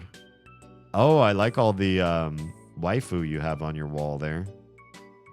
He only survived by plugging up this neck wound with his own thumb and has a shirt that says, "Put a thumb in it." What on earth? Are you still talking about the one guy with the channel? What? You missed one? Huh? Oh. Oh, my bad. Sorry, such a wall of text here. I found the gun guy from a collaboration with the slow-mo guys where they showed critical failures of guns. Oh, God. They did this to show how dangerous it could be not have properly made ammunition. Ooh. He had almost died not that long ago when using some bad ammo that caused his Barrett rifle to explode in his face. He plugged his neck wound with his own thumb and has a shirt that said, "Put a thumb in it." Jeez. Jeez. Gross. Wow. Don't mess with guns, kids. My tenure has led me to my most elephantine discovery of all. Why does this guy talk like this? Everyone is 100. What does that mean? No, maybe 1,000 years too early in time to comprehend my genius. Pithy me no more with your occupancy. You can't perceive anything I interject into your cerebrum anyway. Okay, bye. So great to some strange comics. Why, yes, that peripheral you ponder over there is my duly betrothed. I'd appreciate if you keep your optical appendages in their sheaths. Gross. She assimilates my confab better than anyone and anything else. She's such a sweetheart and we love each other. Oh, God. Ugh. Now leave us alone. I don't want to be here anymore. Bunch of small figurines kept in surprisingly good condition. How many of them are in jars? Oh, no. Oh, it's awful. I stepped on the sock, I think. Yeah, we're getting out of we're getting out of here quick. Granny, do you know what's happening in your own house? This is so disturbing. Oh my God. Some towels and toiletries. Why are they out here in the loft? A small fake houseplant. A house phone. We're close to ending here. Let's go through these 3 rooms, then we'll go save. This bed is big, but the mattress feels uneven and lumpy. You would rate it a 6 out of 10. Sounds about right. This looks like her room. Another wheelchair. This one for upstairs. How'd she get up and downstairs? I didn't see a wheelchair lift or anything like that. Bunch of mail addressed to Ma. What is this? Like an in and out going mail thing on the wall? That's crazy. The return addresses from all over the country. Ornate houseplant adds a nice touch of color to the room. A wardrobe. Bunch of books and magazines. A work desk. Okay. Not much else to do there. What about here? Lots of laundry in all the rooms. Bathtub with some strange equipment attached to it. That's just because old people. That happens. A toilet, a washing machine and dryer. Nobody else does their wash in their house, I guess. A mirror, some towels and toiletries, an ordinary houseplant, nothing special about it. Fantastic. Last room. Oh, good. There's nobody in here either. This place is starting to creep me out. Fancy lamp. Oh, this is a cute room. There's a love letter on this table. Who could it be for? It's for me. Bunch of books, comics, and magazines. A wardrobe. Some family photos. Pretty purple flowers line the windowsill. A small fake houseplant. This bed is a little on the soft side, but overall, not too bad. You would rate it a 7 out of 10. I think that's the highest rating we've seen is just 7s. A cactus. Sturdy and resilient. A fancy tea party for 2. And the little guy here. Hi, buddy. Just a fancy tea party for 2. I thought we'd actually be able to interact with the little teddy bear thing there. Okay, well, that's very cute. It's very cute. Okay. It's cute, and I'm going to leave you and your interestingly gross son to your wonderful lives.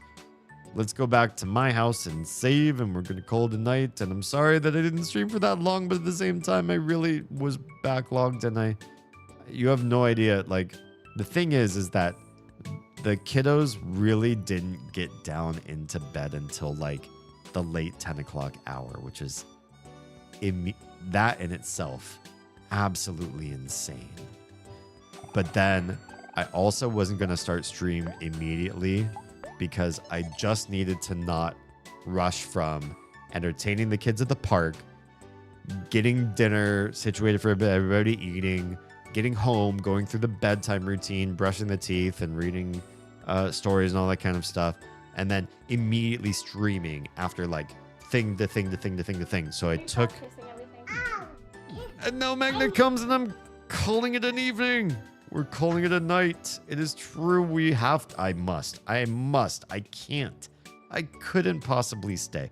But I love that one of my favorite degenerates in all of Twitch came and said hi and gave your love to my channel, even though I just saved and I'm calling it a night myself. Drat will go sleep, my friend. I know. We'll find somebody else to drop the love to. We will. I did all those things, and before I started my stream, I said to myself, I will take one short drive out of the house and get some night air and see some stars and just be in a zen space where I don't have to think about any responsibilities until I come back home and then I start the stream. So I did start the stream quite late.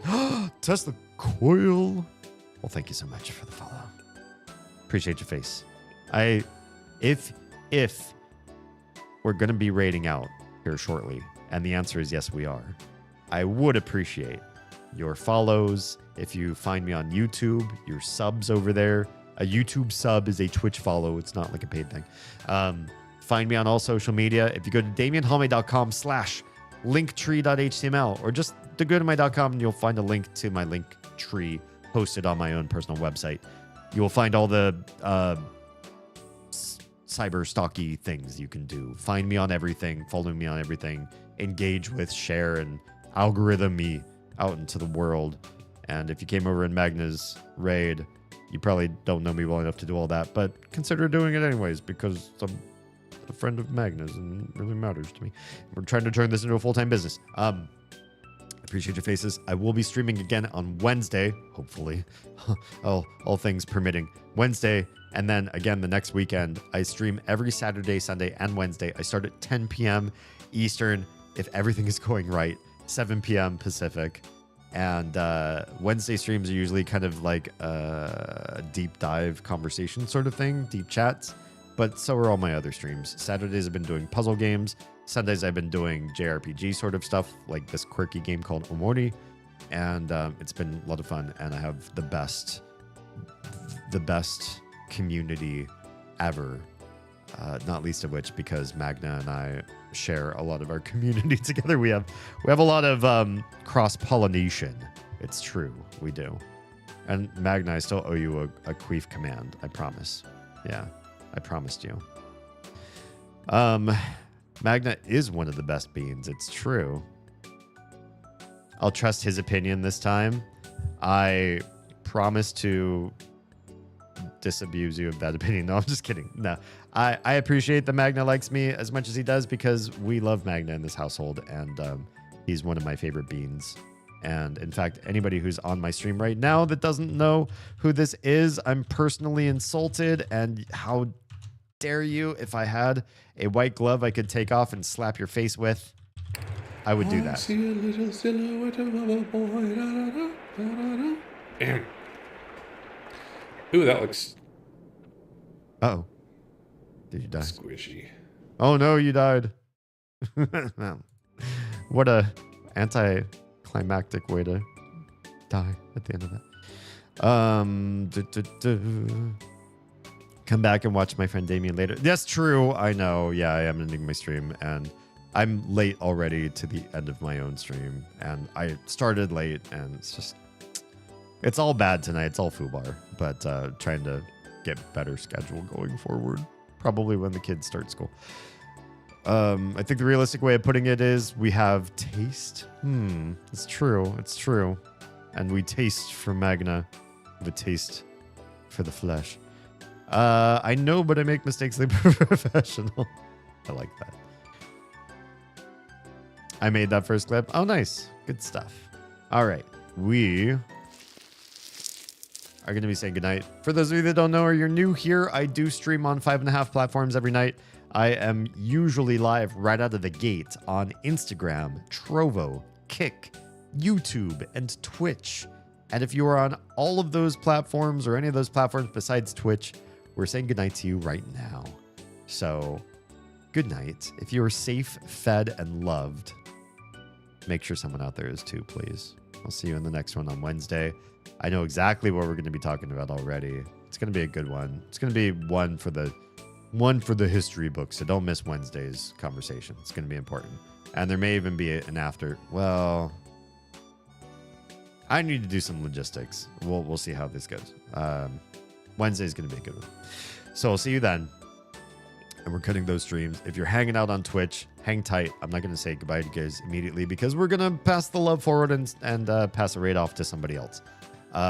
Somebody who's amazing and that I vouch for and hopefully would be somebody that Magna would vouch for too. I promise that level of quality and not just some like random shill